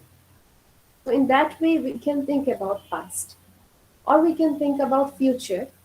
We're only keeping goals, that okay, this is my goal, and I should strive for it to reach that goal. Other than that, if we are thinking that if I reach the goal, then everyone praise me, then this will happen, that will happen, that all things are waste of time. See, for example, if we don't clean our dustbin in our house for 1 or 2 days, then what will happen? It will we will get bad smell. Okay, germs will come out of it. In the same way, we made our mind as a dustbin today, and we are saying with this dustbin, I should experience happiness, I should experience peace, I should be very peaceful. But how can it be possible? If we add some perfume in the dustbin, will the bad smell disappear? No. So what we have to do? We have to clean that waste bin, and then only good smell will come. So in order to make our mind clean, our thinking good, we have to remove all the past memories, all the negative memories of our past from our mind. For that, what we have to do? For example, see, what kind of memories generally we store in our mind, negative or positive? For example, if you met with a person today, and the person is very friendly with you, they helped you a lot the whole day, so you both become good friends. And in the same day, another person also met with you, and he just irritated you, he just scolded you, he gave you a lot of pain. At the end of the day, which person will you remember the most? Obviously, the answer will be the person who gave more tension, who gave me more stress. That person only we will remember, and we will forget the person who gave us happiness. That means we are just storing the negativity in our mind. In order to clean our mind, we have to clean up all this negativity. That means we have to change our negative feelings or negative thoughts into positive thoughts. Then only we will be able to keep full stop, and we can go further. Otherwise, our mind is a very large storage. It's having a very large storage. In a computer, you can just press a delete button and you can delete anything. But our mind is not like that. You can't delete the memories from the mind. You can't delete the bad memories, the pain that you experience in the past. So what we have to do, we have to convert that negative into positive. We have to teach our mind that how to think positively for a situation. Then only we will be able to make we will be able to clean our mind and we will be able to think positively. The last one is ordinary thinking. So ordinary thinking means that I have to wake up in the morning, I have to go to college, today I have to study this. All these things come under ordinary thinking. So these four types of thoughts, maximum we deal in the whole day. And if we take the percentage of these thoughts, then if we ask the 100 members that what kind of thoughts we do whole day, then 99 members will say that our thoughts are completely negative or waste. So we are just completely giving the food of negativity and waste to our mind, then how it will become healthy? So we have to give positive thoughts, and positive thoughts is the food for mind, then only it will be healthy and the illness of the mind will be cured. So when we continuously create the thoughts for a person or for a situation, then automatically emotions are created in us. We can see different kinds of emotions here, that anxiousness, miserable, nervous, confused, sad, stunned, glad, afraid. So all these are different types of moods or different types of emotions that we can see in our face or in others' face. So how these emotions are created, the continuously our thought pattern will give birth to our emotions. And see, our emotions are continuously fluctuating. For example, you wake up in the morning, your college time is 9 o'clock, so you woke up at 8 o'clock or 8:30. So when you wake up, then immediately we get an emotion of worry. That, oh my God, that I'm late to college, I have to go fast. So we'll get ready and go to the college, and your sir asked you to stand outside because you are late. Then what kind of emotion is created? You will feel sad that I have to stand outside in the sunlight. If another person came and said that you can go now, then you will feel happy. Then again, when you enter the class, sir asked you to show your work that sir asked you to do yesterday, and you forget it in your house, then what kind of emotion? You will feel upset. Like this, our emotions are continuously fluctuated. And these emotions, these fluctuating emotions, will create an attitude, a negative attitude in us. So these emotions are generally not in our control. Just like, see, uh, if you are watching a cricket match in your house, and if your brother is asking you that he wants to see a cartoon, will you give the remote control to your brother? Obviously, we will not give, because my favorite cricket match is going on in the television. So, we won't want to give a remote control to the other person because I'm watching my favorite thing. Then how can we give our mind remote control to others? Because our emotions, our feelings are fluctuating with others' behavior.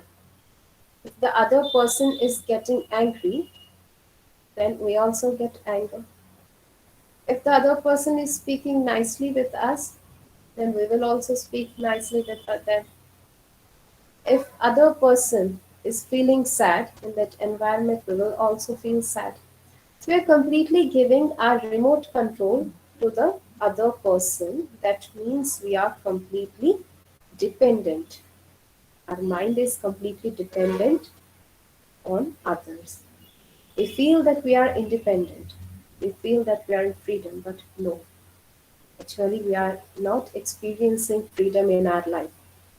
Okay, we got freedom from the Britishers. It's we are celebrating the 75 years of Azadi Ka Amrit Mahotsav. It's a very great thing, but still, we are the slaves for our emotions, for our weaknesses, because we are unable to overcome all these things. So, to get a true freedom, we should master on ourselves. We should feel ourselves that I am the king of my emotions, of my feelings. So, attitude. When we continuously create these emotions, it will create into an attitude. And it's said that attitude is everything in our life. If I say that I can do it, it's an attitude. And if you say that I can't do it, it's also an attitude. But what type of attitude that I am creating in my life is the most important thing. Because attitude is the thing that makes a lot of difference. You see the iceberg. You all may know the example of this iceberg. So how much we can see an iceberg? That is only 10% we can see outside that's floating on the water. And the remaining 90% is in the sea, under the sea. So the outside, the upper thing that we can see is behavior. But the feelings or the thinking or positive attitudes that we are creating in ourselves that no one can see. So what people can see that how we are behaving outside, how we are representing ourselves outside. But the hard work or the criticism or all these things which are we are doing internally, so no one can see this. So the output is the thing that we create, that we do within ourselves. So now how to change our attitude? How can we change our attitude? The best example is the lion. It's called the king of the jungle. The lion is the called king of jungle. Why the lion is called king of the jungle? Because lion is not the biggest animal in the jungle. Lion is not the tallest animal in the jungle.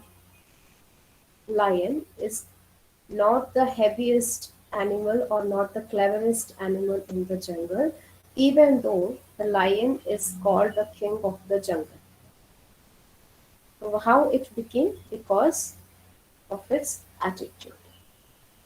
When a lion is searching for its prey, if it sees an elephant, then immediately the thought that created in the lion that it's my lunch and I'm going to eat this. And in the other way, when the elephant see the lion, what it will think? That it will come and eat me. See the difference. When the lion see the elephant, it creates a thought that it's my lunch. And when the elephant see the lion, it thinks that it will eat me. And it behaves in the way. Both of them behave in the way they think. So the elephant is the most biggest animal in the jungle. And if it kick the lion with its one leg, then the lion can dead there. But what's happening there? The lion is called the king because of its attitude. In the same way, to become great or to succeed in our life, it's not important that how much cleverest I am, how much lot of money I am having, what kind of background I am having. All these things is not important in our life. The only thing that is important in our life is the attitude that I am creating. So to change the attitude, we will look after these following points where that is positive affirmations, self counseling. We have to practice meditation to increase our confidence levels, and let go and release the past, gratitude, manage anger, never give up, and find solutions. The first one is positive affirmations. Positive affirmations make a great difference because it's a new thought. Affirmation is nothing but a new positive thought that we give to ourselves. Because what we say with ourselves that if anyone asks you to do something, we will say that I won't do this, I don't have that capacity, I have never done this before. These all are negative thoughts which will make us so weak. Positive affirmation means that I will, I can, and I am. Just we can see in this image that the cat feels itself in the mirror as it's a lion. It's practically it's not, but when we feel ourselves so powerful, then a kind of energy is generated in our mind, and we will be able to do whatever we want in our life. Even in Olympics, this practice is made. The players is asked to practice this, to imagine that they are winning the game. Because when they continuously imagine the thing that yes, they are winning the game, then ultimately they will succeed. Because as we think, so shall we become. So we have to continuously give positive affirmations to our mind, then only our mind will be strengthened. So I would like to give 5 positive affirmations today. So just practice, if we practice these affirmations daily in our life, then automatically our confidence level will increase. The first thing is always think that I am a powerful being. As in the previous class, you all came to know that we are not body, energy itself. So we are unlimited energy hidden in ourselves. We are not weak person. So you should always think that I am a powerful being. The second thing is I am a peaceful being. Third one is I am a fearless being. Fourth one, I am a healthy being. And fifth one, that I am a positive being. When we continuously create these type of thoughts for ourselves, then automatically we will overcome our weaknesses, our negative attitudes or negative feelings that we are being creating for a previous long time. The first one is I'm a powerful being, I'm a peaceful being, I'm fearless being, I'm healthy being, and I'm a positive being.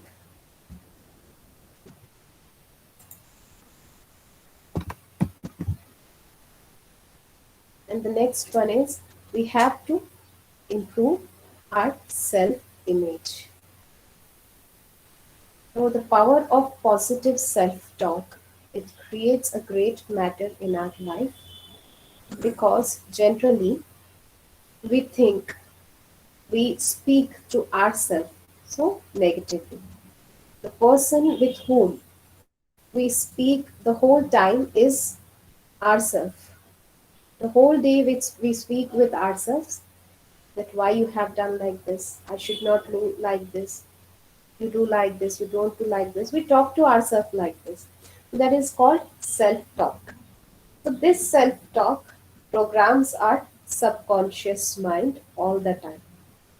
The self-talk programs our subconscious mind the all time. And whatever the thing that once enters into our subconscious mind will definitely come into practical.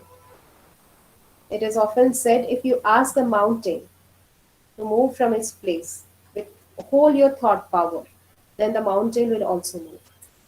It's said like this. That means our mind is having that much of power, and our subconscious mind. If what we have two kinds of mind, that is, one is conscious mind and one is subconscious mind. Conscious mind means that we are thinking, that we are using the whole day. The subconscious mind is very subtle, and whatever we think with our conscious mind, it will gets into whatever we think continuously, then it will go into our subconscious mind, and once it went into our subconscious mind, it creates our complete personality. So generally we have to speak very positively with ourselves. For example, you can example of a cricket match. See, the cricketers, when they play in the ground, so a running commentary is played backside. The players cannot hear that running commentary. Only the person who is viewing that, who is seeing this match in the television, can hear the running commentary. So why this running commentary is unable to hear by the players? Because the running commentary is most often it may be positive, mostly it can be negative. If the players listen that negative commentary, then what will happen? They are unable to concentrate on their game and they will lose the game. So there is no commentaries heard by the players. Only the person who is viewing the match can only hear the commentary. So in the same way, the life is a game and we are the players in this life, and a continuous commentary is running within our mind, that's called self-talk. And when we talk negatively with ourselves, then how can we concentrate on the game of our life? Those players unable to listen the commentary, that's why they can happily play their game without any condition. In the same way, when we speak with us positively, sweetly, then only we will be able to win in this life game. We have to create a positive image for ourselves. Otherwise, we start comparing ourselves with others, that they are doing very good, but I can't do like them. I studied well, but I can't get my marks just like they are getting. So all these negative thoughts make us, we are just decreasing our self-image. For example, if your friend gets less marks in the exam and he is getting feeling so sad as he got less marks, so what you will do and what you will say to him? You will go and say that no problem. Next time you can do better. You will give some positive. Uh, you will talk positively with them. And when the same thing happens with us, can we think positively for ourselves? That no problem. Next time I will do the best. We will criticize ourselves that I can't do. Even after studying so much, I'm not getting anything. So like this, we are talking negatively with ourselves. And what will happen? We create completely negative image. And when if anyone speaks negatively or criticize us, then very fastly we will get feeling that yes, I'm like this, I'm weak, I can't do anything, I'm waste. So all these feelings will decrease our mental power. So firstly, we have to love ourselves. We have to understand ourselves. What are the qualities? What are the abilities I am having in myself? I should have faith in myself that these are my qualities, these are my talents that I am having in myself. We have to see ourselves rather than seeing others that they are like this, they are doing like this. Everyone is unique in this world. God created every person as a unique personality. So I am having some special qualities. So every person in the world don't have similar type of talents. So each person have different type of talents. Just we have to recognize that thing. We have to recognize our original qualities. We have to recognize our real talents that are hidden in ourselves.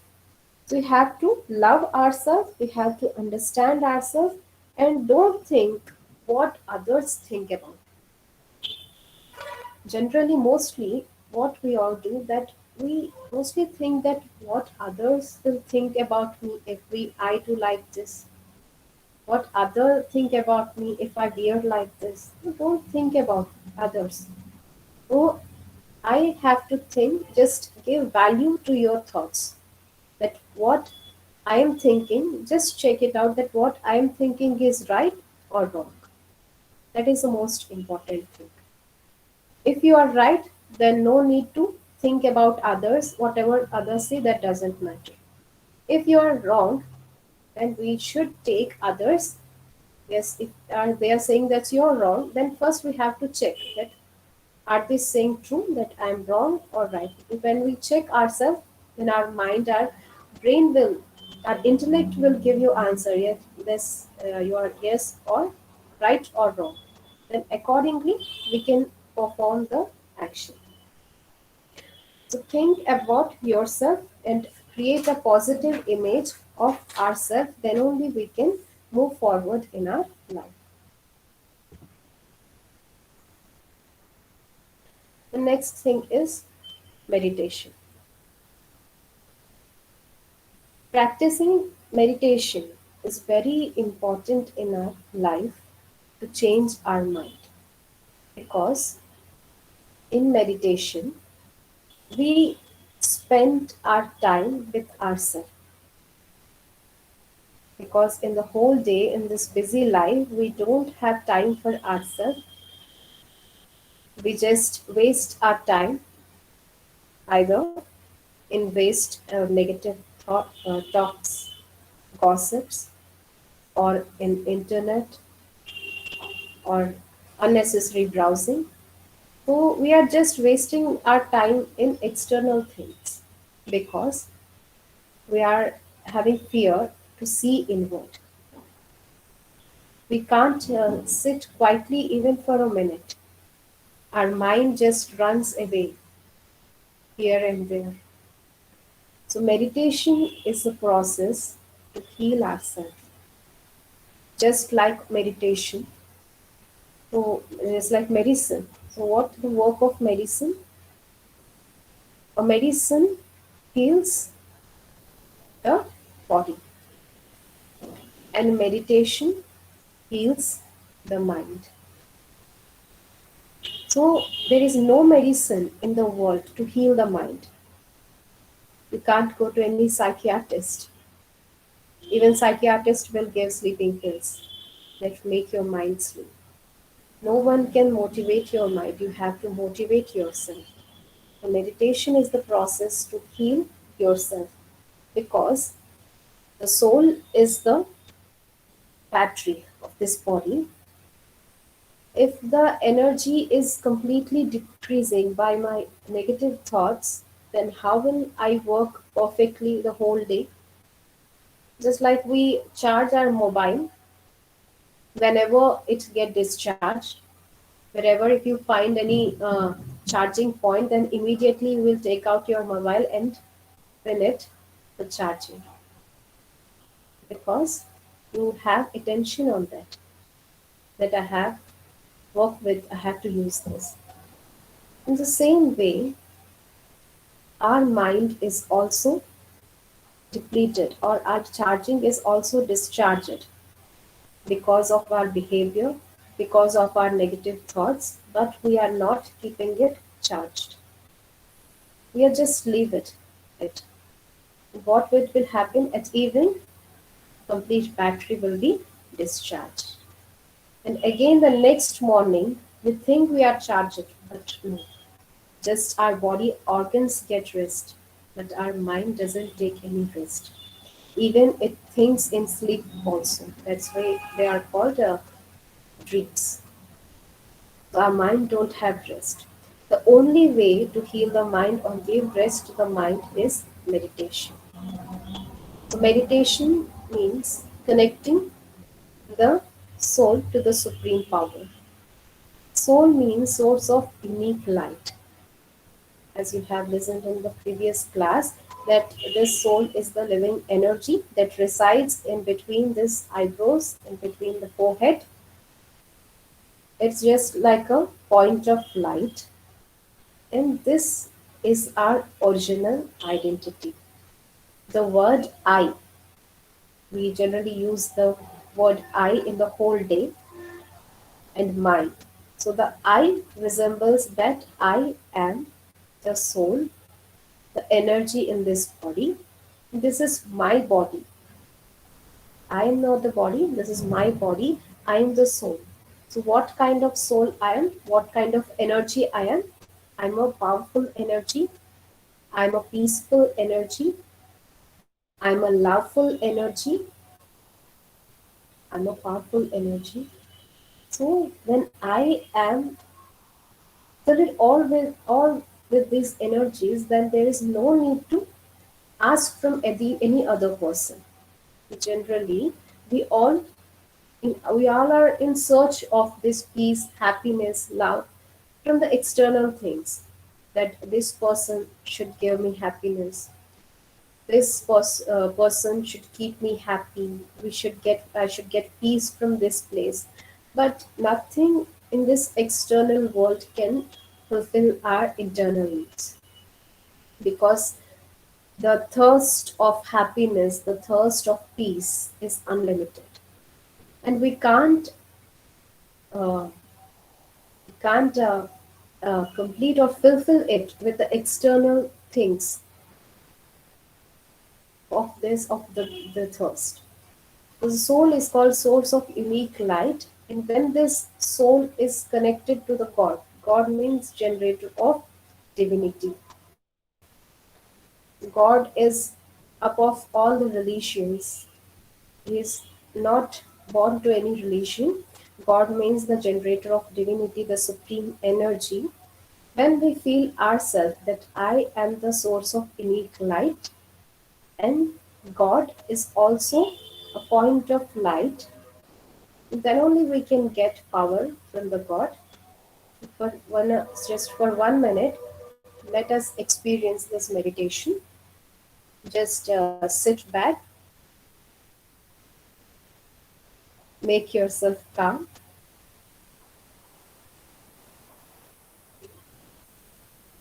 Don't think about anything. Just make your mind so calm and experience yourself that I am a point of light in between this forehead. I'm a tiny star sparkling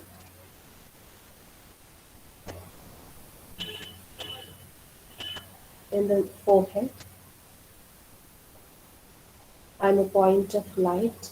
I'm a peaceful being. I'm a loveful being. I am an energetic being. Till now, I have searched this happiness, peace, love outside the world, but really, it's inside me. I am filled with all these qualities. My Father is the supreme power. He is also point of light.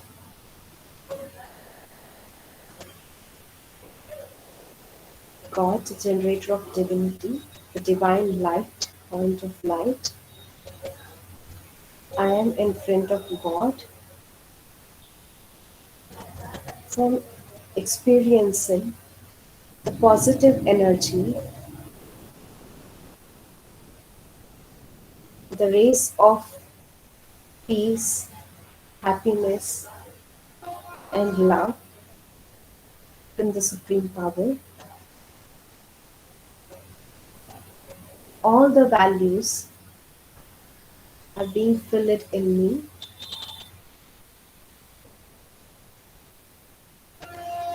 I am becoming so powerful. so peaceful. I am the energy in this body. This body is just a costume for me. It's just a robot, and I am the operator of this body.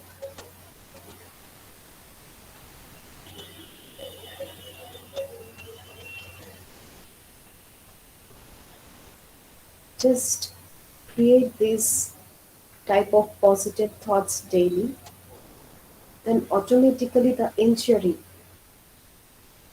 in our mind will be slowly healed.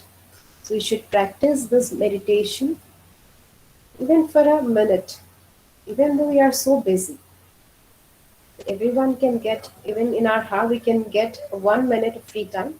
So when we practice this, when we charge ourselves just with sitting back with ourselves, that I am the positive energy and I am detached of all these things externally, then we can experience our inner world. The next one is the power to be detached, means let go, and we have to release the past. Here you can see the image of a lotus. So the lotus flower is our national flower. So what is the speciality of a lotus flower? There are so many beautiful flowers, even though the national flower is lotus. Have you ever think why it is like this? What is the special quality of the lotus? That the lotus bonds in the dirty water, even though it bonds in a stock water, it is detached from it. That means the dirt or the dirt that doesn't attach to that lotus. Even though by mistake, if a drop spills on the flower, then it will drop down again. The whole stem will be very muddy, but the flower will always be very fresh. That is the specialty of a lotus. In the same way, we also have to make our life as a lotus flower, because we are living in the world where wherever we say, we will find negativity, criticism, all these things became common in the life. So in living in this stock water, we should like our state of mind should be like lotus. So if we still holding the past or the negative feelings or negative emotions of the past, then we can't live like a lotus. So we have to leave our past. Just sit back and scan your life. From my childhood, there are some bad memories that I have not erased from my mind. And when we get some triggers, then again that feelings, again that memories will get back, and that memories will give a lot of pain to me. So it's time to leave all that negative feelings, delete all that negative feelings from our mind. Just scan your life, that what are the negative feelings or negative memories I have stored in my mind. Bring those memories in front of you, and now just delete it by creating a positive thought, changing the negative memory into a positive thought. Because as long as we hold that negative memories in our life, we will feel more and more pain. For example, if I ask you to hold a glass in your hand, you can hold that glass for a minute. It's okay. If I ask you hold the same glass of water for an hour, it will be quite difficult. Even though you will try to hold it for an hour, but the hand will get pain. If I ask you to hold it for 2-3 hours, then we can't. A lot of pain will be there in our arm. In the same way, even the situation is so small, even the thing is so small. The glass of water is not having a lot of weight, but if it's okay for a minute, but if you hold it for a long time, then what will happen? What will happen? Your hand will get pain. In the same way, if we hold the past memories in our mind, we will also get pain. The pain will increase day by day. The pain will increase even after a lot of years also, we will get that pain. So just leave the past and just look for the future. For that, forgive and forget. We have to learn forgive and forget. So forgive every person, everything. Why we have to forgive others? Not for others, for ourselves. Because when we forgive others, then we will feel light. Otherwise, what we will think that I will take the revenge. You have done like this to me. See, when my time will come, I will take the reverse revenge to you. That means the person has done any negative action. And I have experienced the negativity, it's over. But I'm still carrying the negative feelings. In such situations, we will say, I will not forget this thing in my whole life. You have done this to me, I will not forget you. Forget you and not, I will not forgive you in my whole life. Then who is feeling more pain? The other person will not feel any pain. If any person scold us and they went off, then who will feel more pain? Obviously, we will feel. Because the person said and he just left. He erased the thing from their mind. But we hold it and we just churn it, the negative thoughts that why he has said like this, why this happened to me, why he said like this, I am correct, even though they are saying that I am wrong. So all these things will decrease our energy. So we have to learn that we have to forgive others and forget the thing. Then only we will be happy in our life. And we should never raise the questions that why that's happening to me, why this is happening to me. They are very nice, but why this type of things is happening in my life? So we won't have any answer because law of karma returns. What we have done in the past, we will get it back, even if you accept it or not. It's your wish, but it's true that whatever we do, we will get it back. As we studied the Newton's law, that Newton's third law, everyone remembers that if we throw any ball with the same with a velocity to the wall, and we will get it back in the same way. But every action there is equal and opposite reaction. So if we throw a white ball onto the wall, then it will get it back in the same velocity, in the same speed. If we throw a black ball there also it will.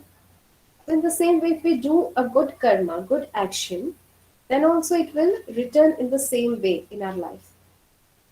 If we will throw a black ball, means black action, wrong action, then also it will return in the same way in our life. So it's my choice that how I make my life. Because my present action, my present words, my present thoughts will decide my future. No one writes our destiny. We create our destiny with our karma, with our action. We create our destiny.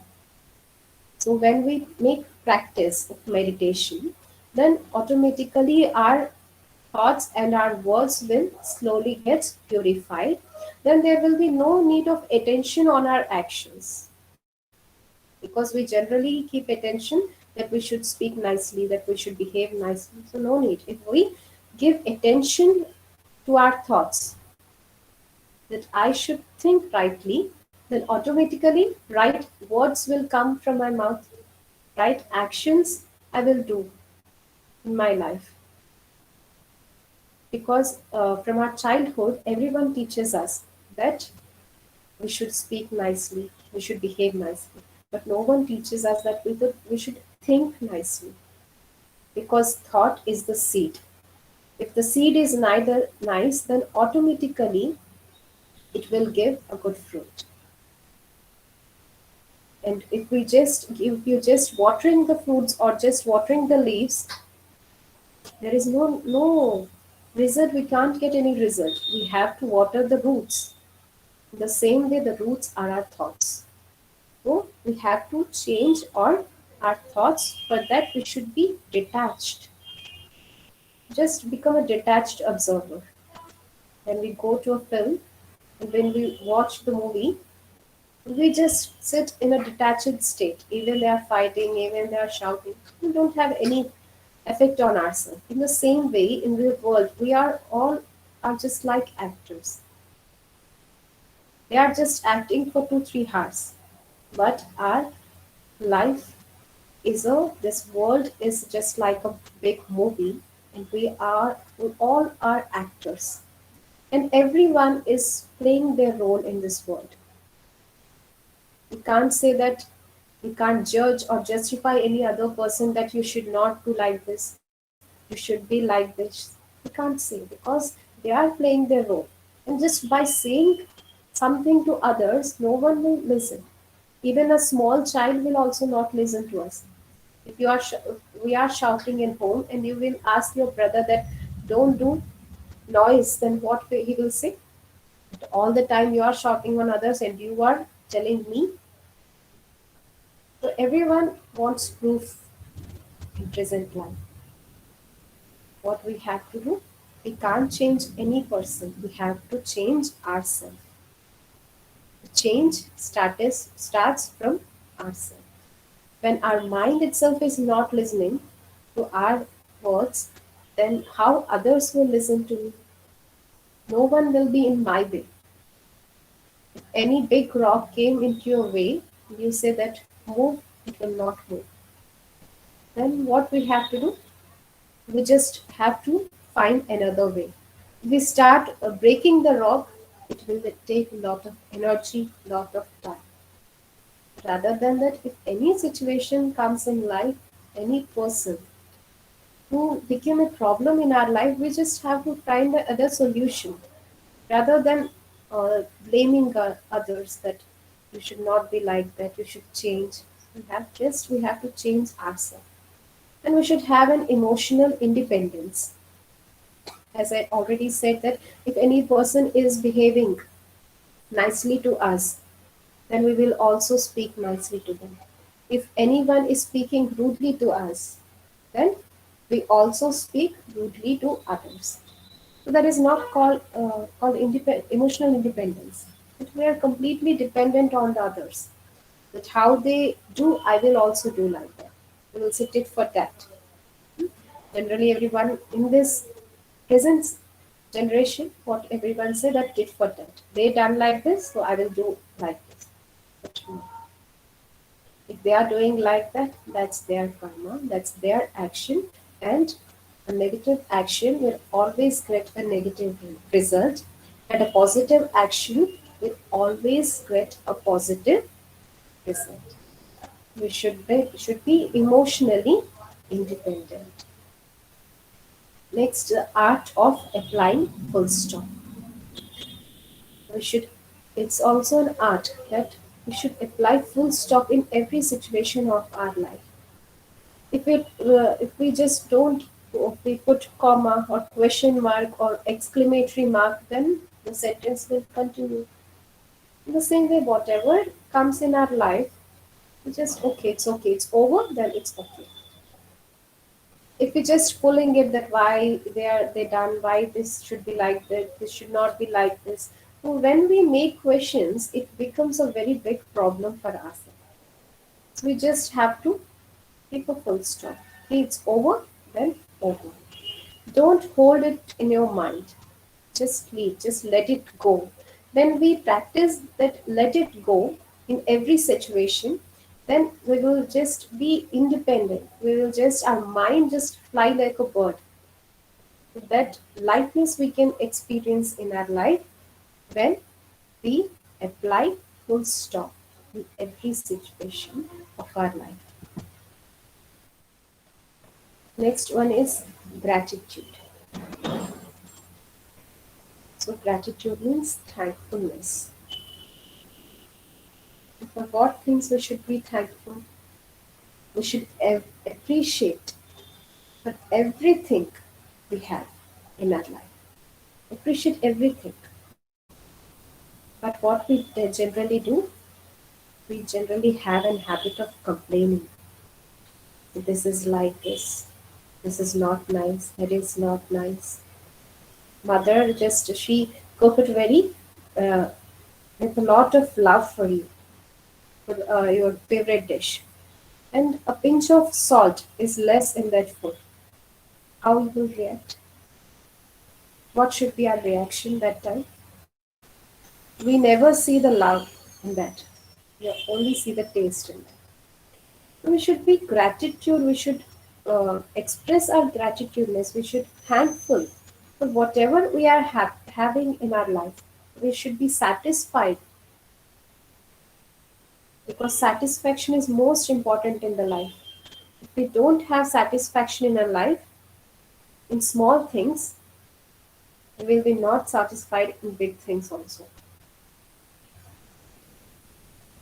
So gratitude means no complaint. So for what things we should be thankful? The first thing is God. In childhood, we just sing song that thank you God for everything. But from this gratitude that should be created from the depth of our hearts, that we should be thankful for God for everything He gave to us. Next, thankful to your mind, thankful to your body, because this body is serving a lot in this life. So thankful to everyone who comes in front of us.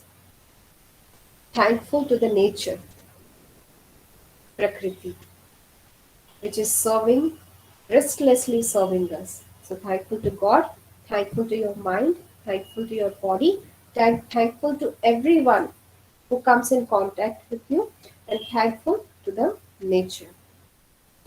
And you will say that how can we be thankful to the persons who are doing negative to us?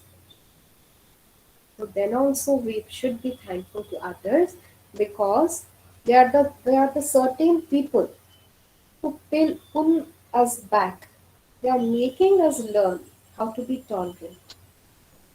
If everyone praises us, then how can we move forward in our life? Everyone say, okay, you are good, you are so great, you are wonderful. Then we can't just put a next step forward. They will be there only.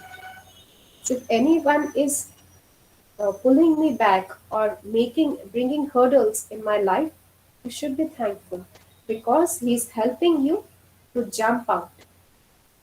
He is increasing your tolerance, he is increasing your capacity because in difficult situations only, in problems only, we will recognize our original potential. That what I am, at that time only we can recognize ourselves, our inner power, that how much strength I have. So why in educational system we have exam? So without keeping any exam, only just if the professors or teachers just giving lectures and they are going, there will be no progress in our life.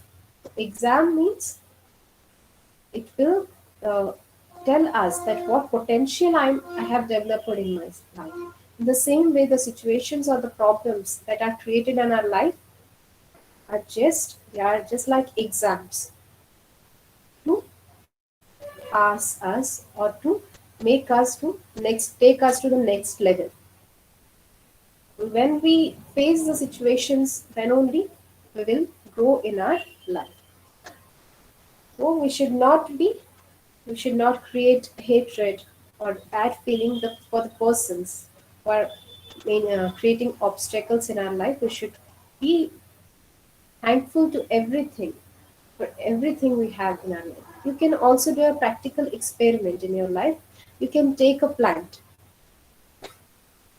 and just talk to it daily, that how sweet you are, how beautiful you are. You're so nice. Just like you create some positive thoughts for that, and see after few days the plant will grow so faster than before, or it will get beautiful flowers than before, because they also absorb our vibration. This experiment has done uh, in America, that 2 glasses of water is taken, and 1 glass of water is kept in a temple, and 1 glass of water is kept in the slum area. And after one day, the scientists bring the both glasses, and when they checked out under the microscope, the glass of water, pure water, which is kept in the temple, the formation, the crystallization is very beautifully formed. The atomic structure became so beautiful because the water is absorbing the energy. And the glass which is kept in slum area, and when they checked out that glass of water, the glass of water became dirty water. Even it is unable to drink also. The structure is completely destroyed. Why? What is the difference? The difference of our thoughts. So when see, just a glass of water makes a lot of difference there. Our body is made up of 75% of water, 80% of water. That means how much our thoughts are affecting our body. We have to think about it. Next one is control your anger. So how many of us get anger frequently? Just think. For small issues, we get angry. So anger can be subtle. It is up to our thoughts only. Anger can be in words. Anger can be in actions. 3 levels. Can be subtle in our mind, or we are just expressing our anger in words, or some people express their anger in actions. So this anger is also called temporary madness, as the mad people don't know that what they are doing. In the same way, the person who is in anger is unable to understand that what he is speaking is completely get out of his control. The words, the actions, just completely out of their. It's called temporary madness. So generally, we say that anger is natural. We get just they are not doing their work properly. They are not behaving properly. So generally, we say anger is natural. He's not doing the thing properly. That's why I got angry. But just think: is anger natural or choice? We are making a choice or for anger, or it's natural. We will feel that it's natural, but no, anger is our choice, because we know that when, where, with whom, and how long we can show our anger. When, where, with whom, and how long we can express our anger, we select it. If we are angry, we will shout at home. Even though if we are angry, we can't shout on any other person outside, because we know that if I shout here, then what will happen? The response will be adverse. So we just select The person with whom, where, and how much I should get angry. That means anger is a choice. It's not happening naturally. So the person who creates anger is the person who create anger is affected the most. Generally, we feel sorry for the person, on the person who is on the other person whom the other person is shouting. We feel sorry for the second person, that how sorry for him. The person is shouting so loudly on him. He became weak. We think sorry for the person, but no. We should feel sorry for the person who is getting angry. Because anger is a choice.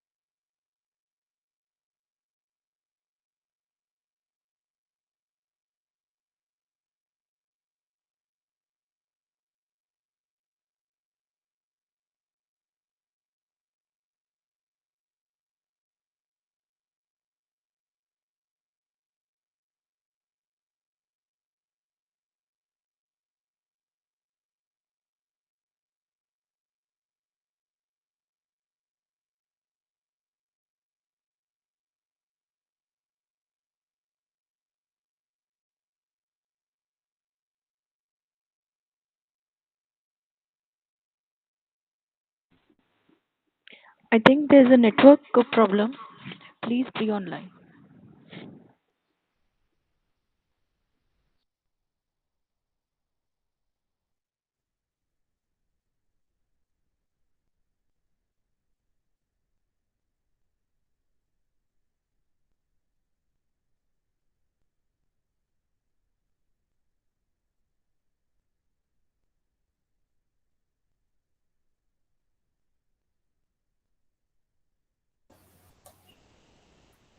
No.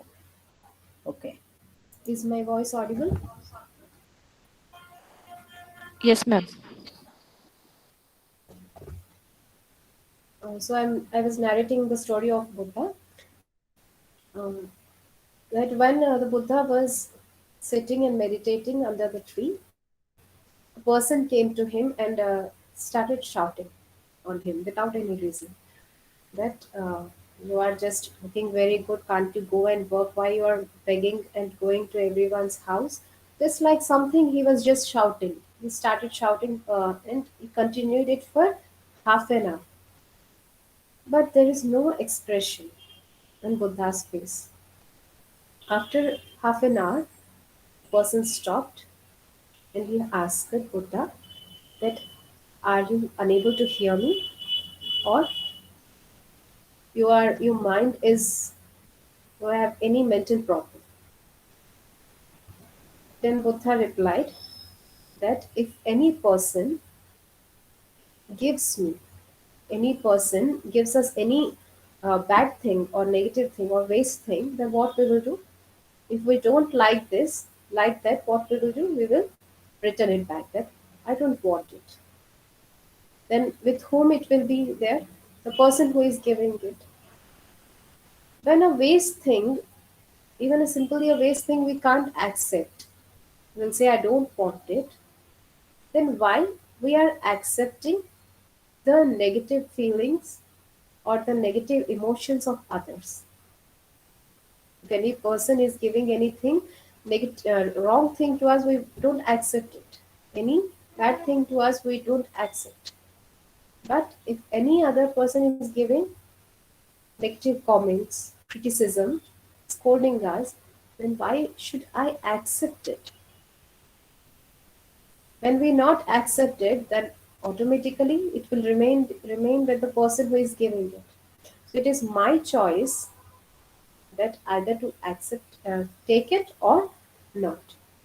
So when we have control, is the PPT is visible? I'm doubtful. మళ్ళీ share చేద్దాం. PPT is visible or not? No, ma'am.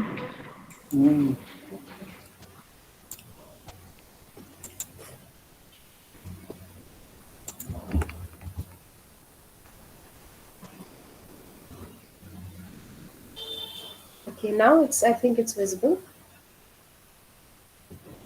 So we have to control our anger rather than reacting. We have to respond to the thing. So when I get angry, so I will lose the control. We will lose our control on ourselves. We should not suppress our anger. So we should not shout. That means we are suppress. If we are suppressing the anger in ourselves, then it will cause many diseases in our body. We should not suppress. Just we have to gradually decrease our percentage of anger. Just pause your anger for few minutes, few seconds. Then automatically that force will decrease, because anger is very dangerous thing. I have read an article that happened. The incident happened in Delhi. That once a mother is just cutting vegetables and his small kid was studying. He's unable to write ABCD. So he's writing in the reverse way. So his mother taught him that no, you have to write like this. She taught him 2 times, 3 times, 4 times, 5 times, but the boy is writing it in a reverse way. While cutting the vegetables, she suddenly got angry and she put the chalk like that, and the boy is immediately dead there. Then she came. At that second, she's out of control. Even she don't know that what she is doing. After that second, she realizes that what I have done. I killed my child without any reason. The anger, we are seeing the incidents in the world are also happening like this. Because we are out of our control, so we are just behaving like this. We should be in our control, so we should manage our anger. The next, we should never give up. We should always strive for success. Just sit back and listen to your voice. We have to find solution in our life. We should not see the problem. Generally, what we do, we just magnify the problem that is creating in our life. We see why this problem is so big. The same, if the two persons have having the same problem, one will feel it as so big, and the other one will feel that there is nothing. So the way we respond to the problem is most important. If there is any problem in our relationship, in anything, we should try to decrease it 50% to 40% to 30%. And what we will say, that that person is not correct, that person is not doing right.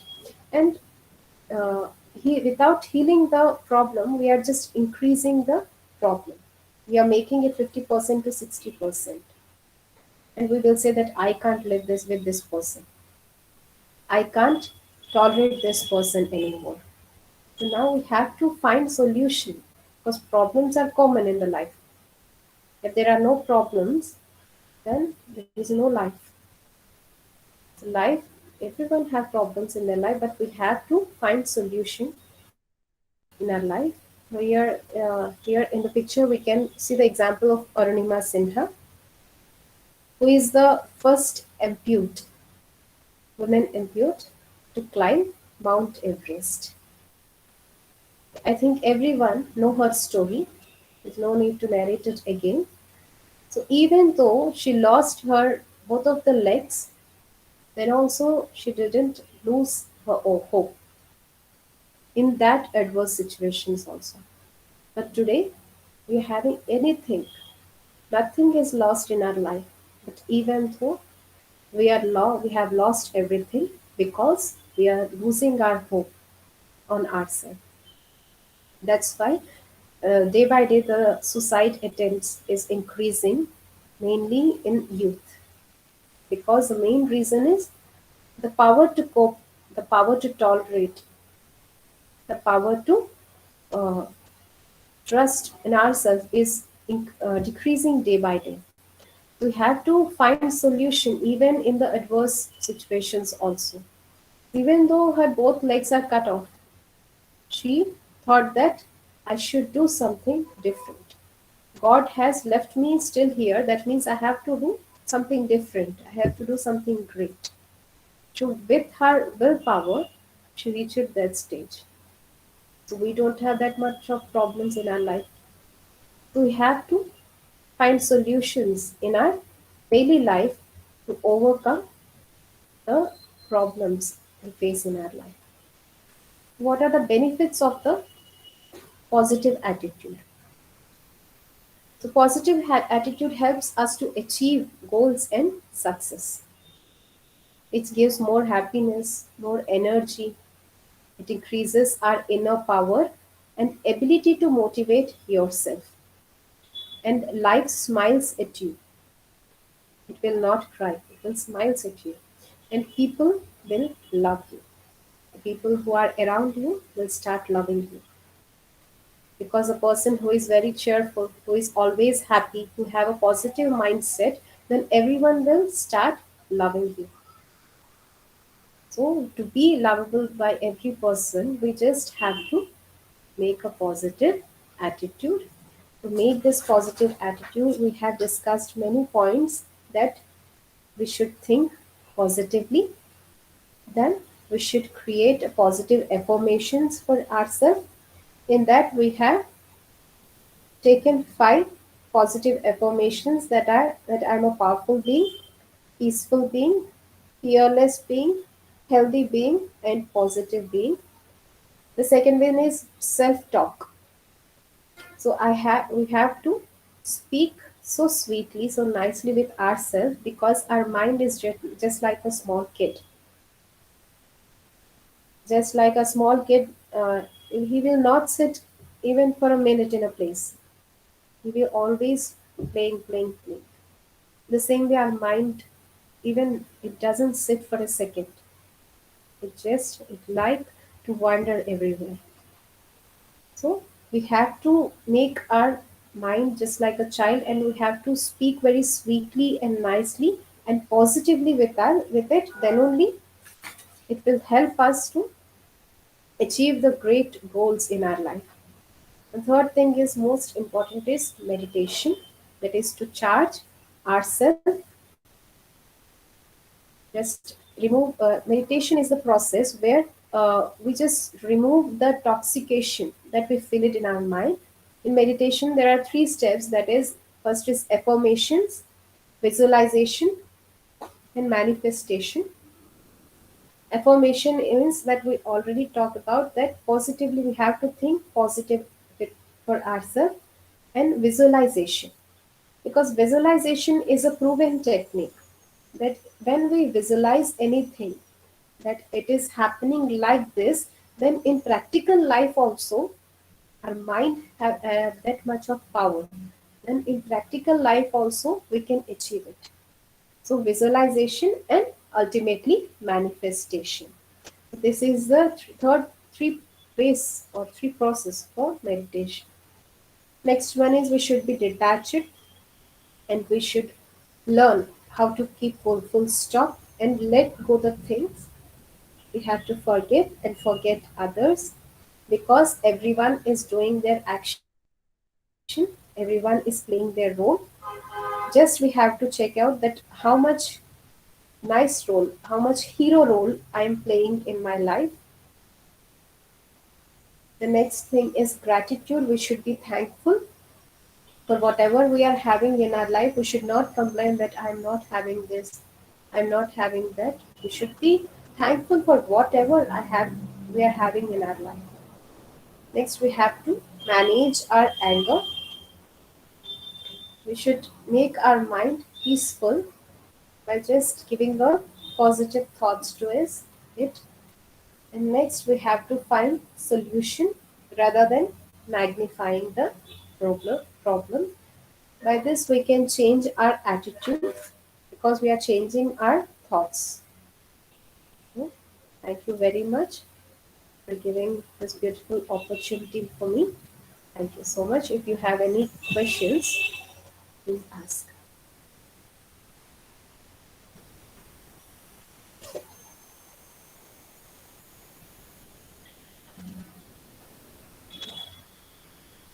Any questions?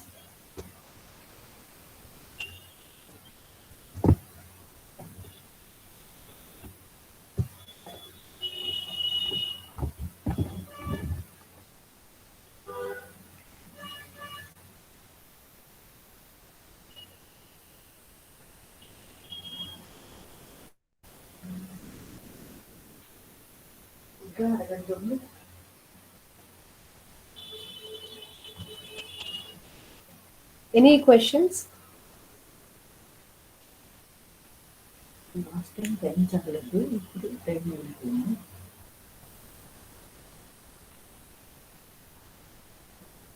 We'll go to that side.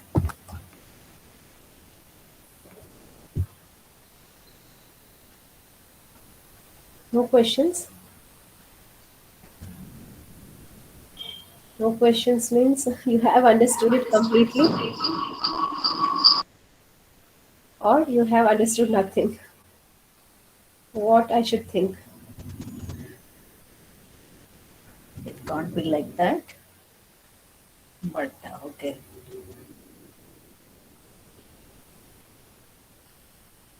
Any question? Ma'am, I think there are no queries from our participants. I think I'm Saraswati Madam. A bit early. I think it is up to 1:45. But her Yes, topic is ma'am. completed. She wanted to give more time. That's what she told me.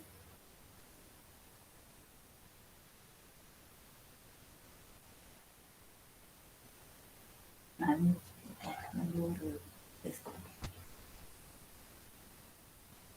if there are no questions, any examples if you want to elaborate? Attitude change. Okay, shall I continue then? Just Yes, ma'am. add one of this. Yes, madam, that's what I heard.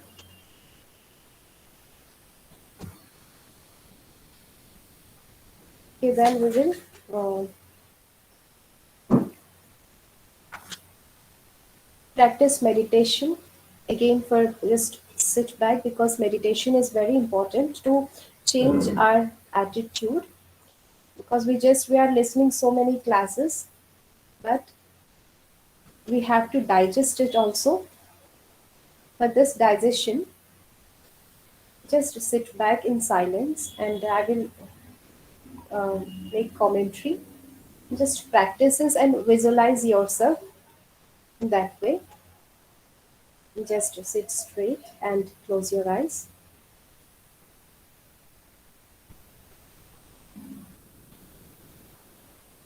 Forget everything around you.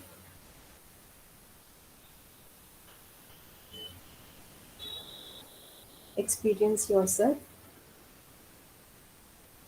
that I am a point of light in between my forehead.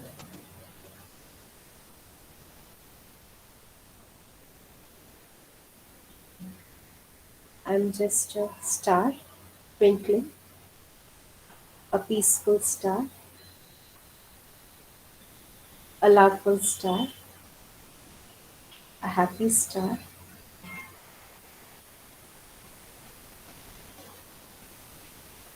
I am the energy who is ruling this body. Experience it that I am the king of this body.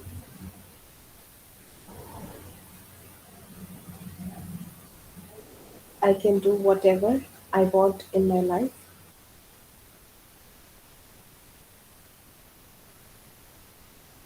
I can achieve whatever I want in my life.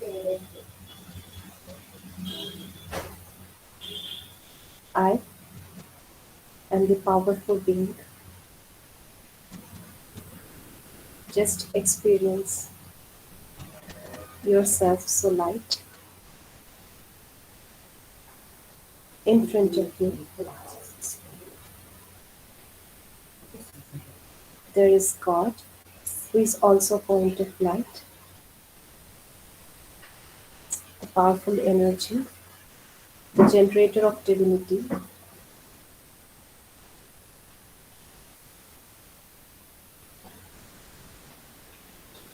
Experience that He is ocean of love, ocean of peace, ocean of happiness, and the powerful rays,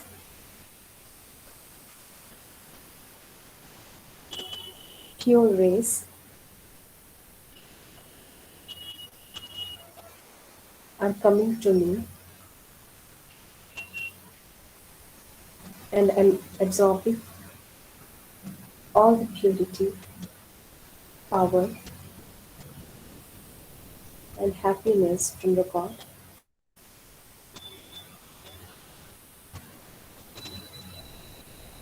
I'm filled with all these values.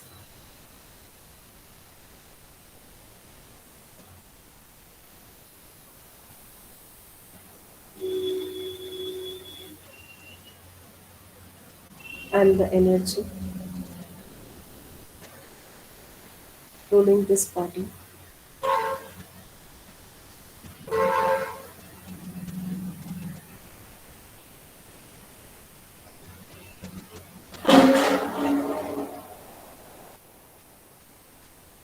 I am the king of the dark.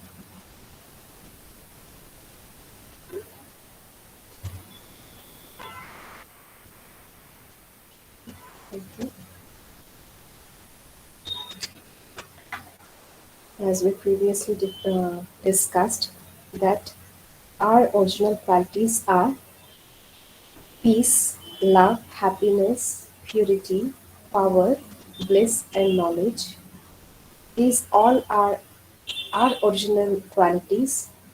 We can't get it outside. We can't search it outside in the things, in the people around us. Just for example, peace. The word peace,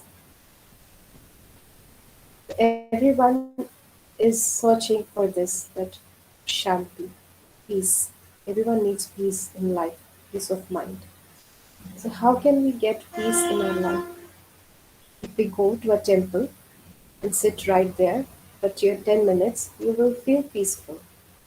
After again, when you come back to your home, to your office, to your workplace, what will happen? Again, the disturbance is created. That means that's not true peace of mind.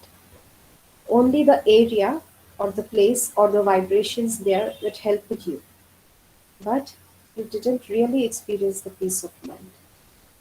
The real peace of mind means when we think positively, the speed of thoughts will decrease. As we discussed, that a common person, can create 30 to 40 thoughts in a minute. When the speed of the thoughts decreases, then automatically what happens? Our thoughts get more power. And when we think positively, the speed of thoughts will decrease. And when we think negatively, then obviously the negative thoughts are unlimited. If anyone asks you to narrate the good qualities of your friend or any other person, it will be difficult for us to pick out the positive things. If anyone asks you to tell negative qualities, then we can speak very fastly because we have an habit, we made a habit that to grasp the negative things in our life. But when we start learning, we start counseling ourselves to think positively, then automatically we will experience peace of mind. Then love. If we expect love from any other person, can we get it? Really no. If we ask any other person that They are not loving me, they should care me. No one will care us. No one will love us, but just it's not just begging others. So love is our original quality. I am the embodiment of love. So we should not expect anything from others. When we give it to others, then automatically we will get it back. I am a loveful being. So it's my duty to give everyone the love, the caring. When I give that love and caring to others, then automatically I will get it back and there is no need to ask from others. Then happiness. From where we will get this happiness? We can't buy these values anywhere from the market. So for happiness, what we do, we just go for parties.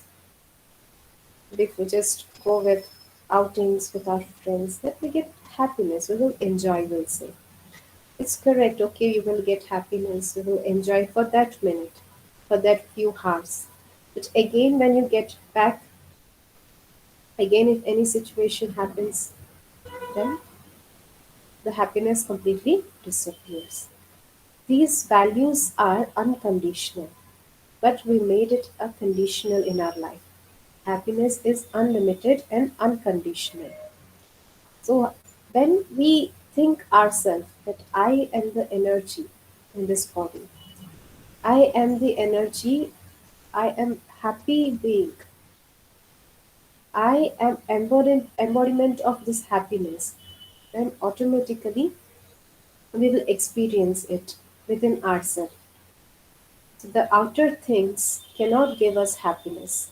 Even though, for example, you are just sitting under AC, your mother prepared 36 types of different types of items for you to eat, so you're just enjoying it. But suddenly a phone came and someone said that something happened to your dear ones. Can we experience that AC? Can we taste that 36 type of items? Food? No. Even in AC, we will get sweating. Even eating all those things, we are unable to eat it. So the things are not giving you happiness. It's the thinking, it's your belief that giving you happiness. So all these values are within ourselves. Other person can give it to us.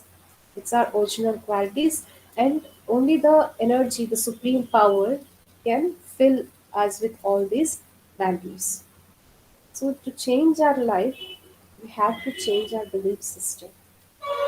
Because in our life, we just live in comfort zone. That I am okay, all right, whatever I'm like this, and we don't want to change. And then if we don't want to change in our life, then time will force us to change. As yesterday, Madam Saraswati Madam has explained you the freezing point. That example that a parrot, that owner keeps the parrot into the freeze so that it realize it. The same way, why we should give chance to others to give us punishment or to scold us. We should not give any chance to anyone. That means we should be so perfect. We should change ourselves. We are teachers for ourselves. No need to make other teachers to tell us that you should not be like that, you should not do like that. No. We should become teacher for ourselves. We should teach ourselves that I should not do like this. For that we have to realize what is correct, what is wrong. When we realize that what is I'm doing is what is correct and what is wrong, then automatically we'll check ourselves and we will change. Unless we check ourselves, we can't change in our life. We will just blindly we will be in the feeling that I am okay, I'm good, but we can't change ourselves. We have to check and change ourselves. There is no need to depend on others to change us.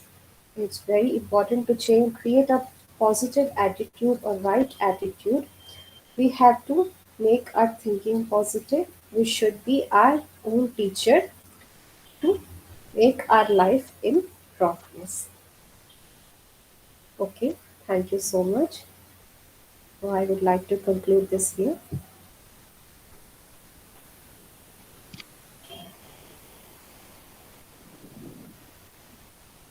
Thank you, ma'am. Any queries from participants?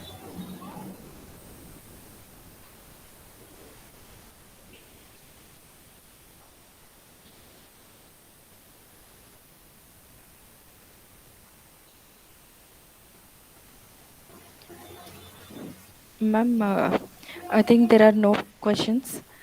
So before closing the session, I'd like to propose a formal vote of thanks on behalf of the organizing committee.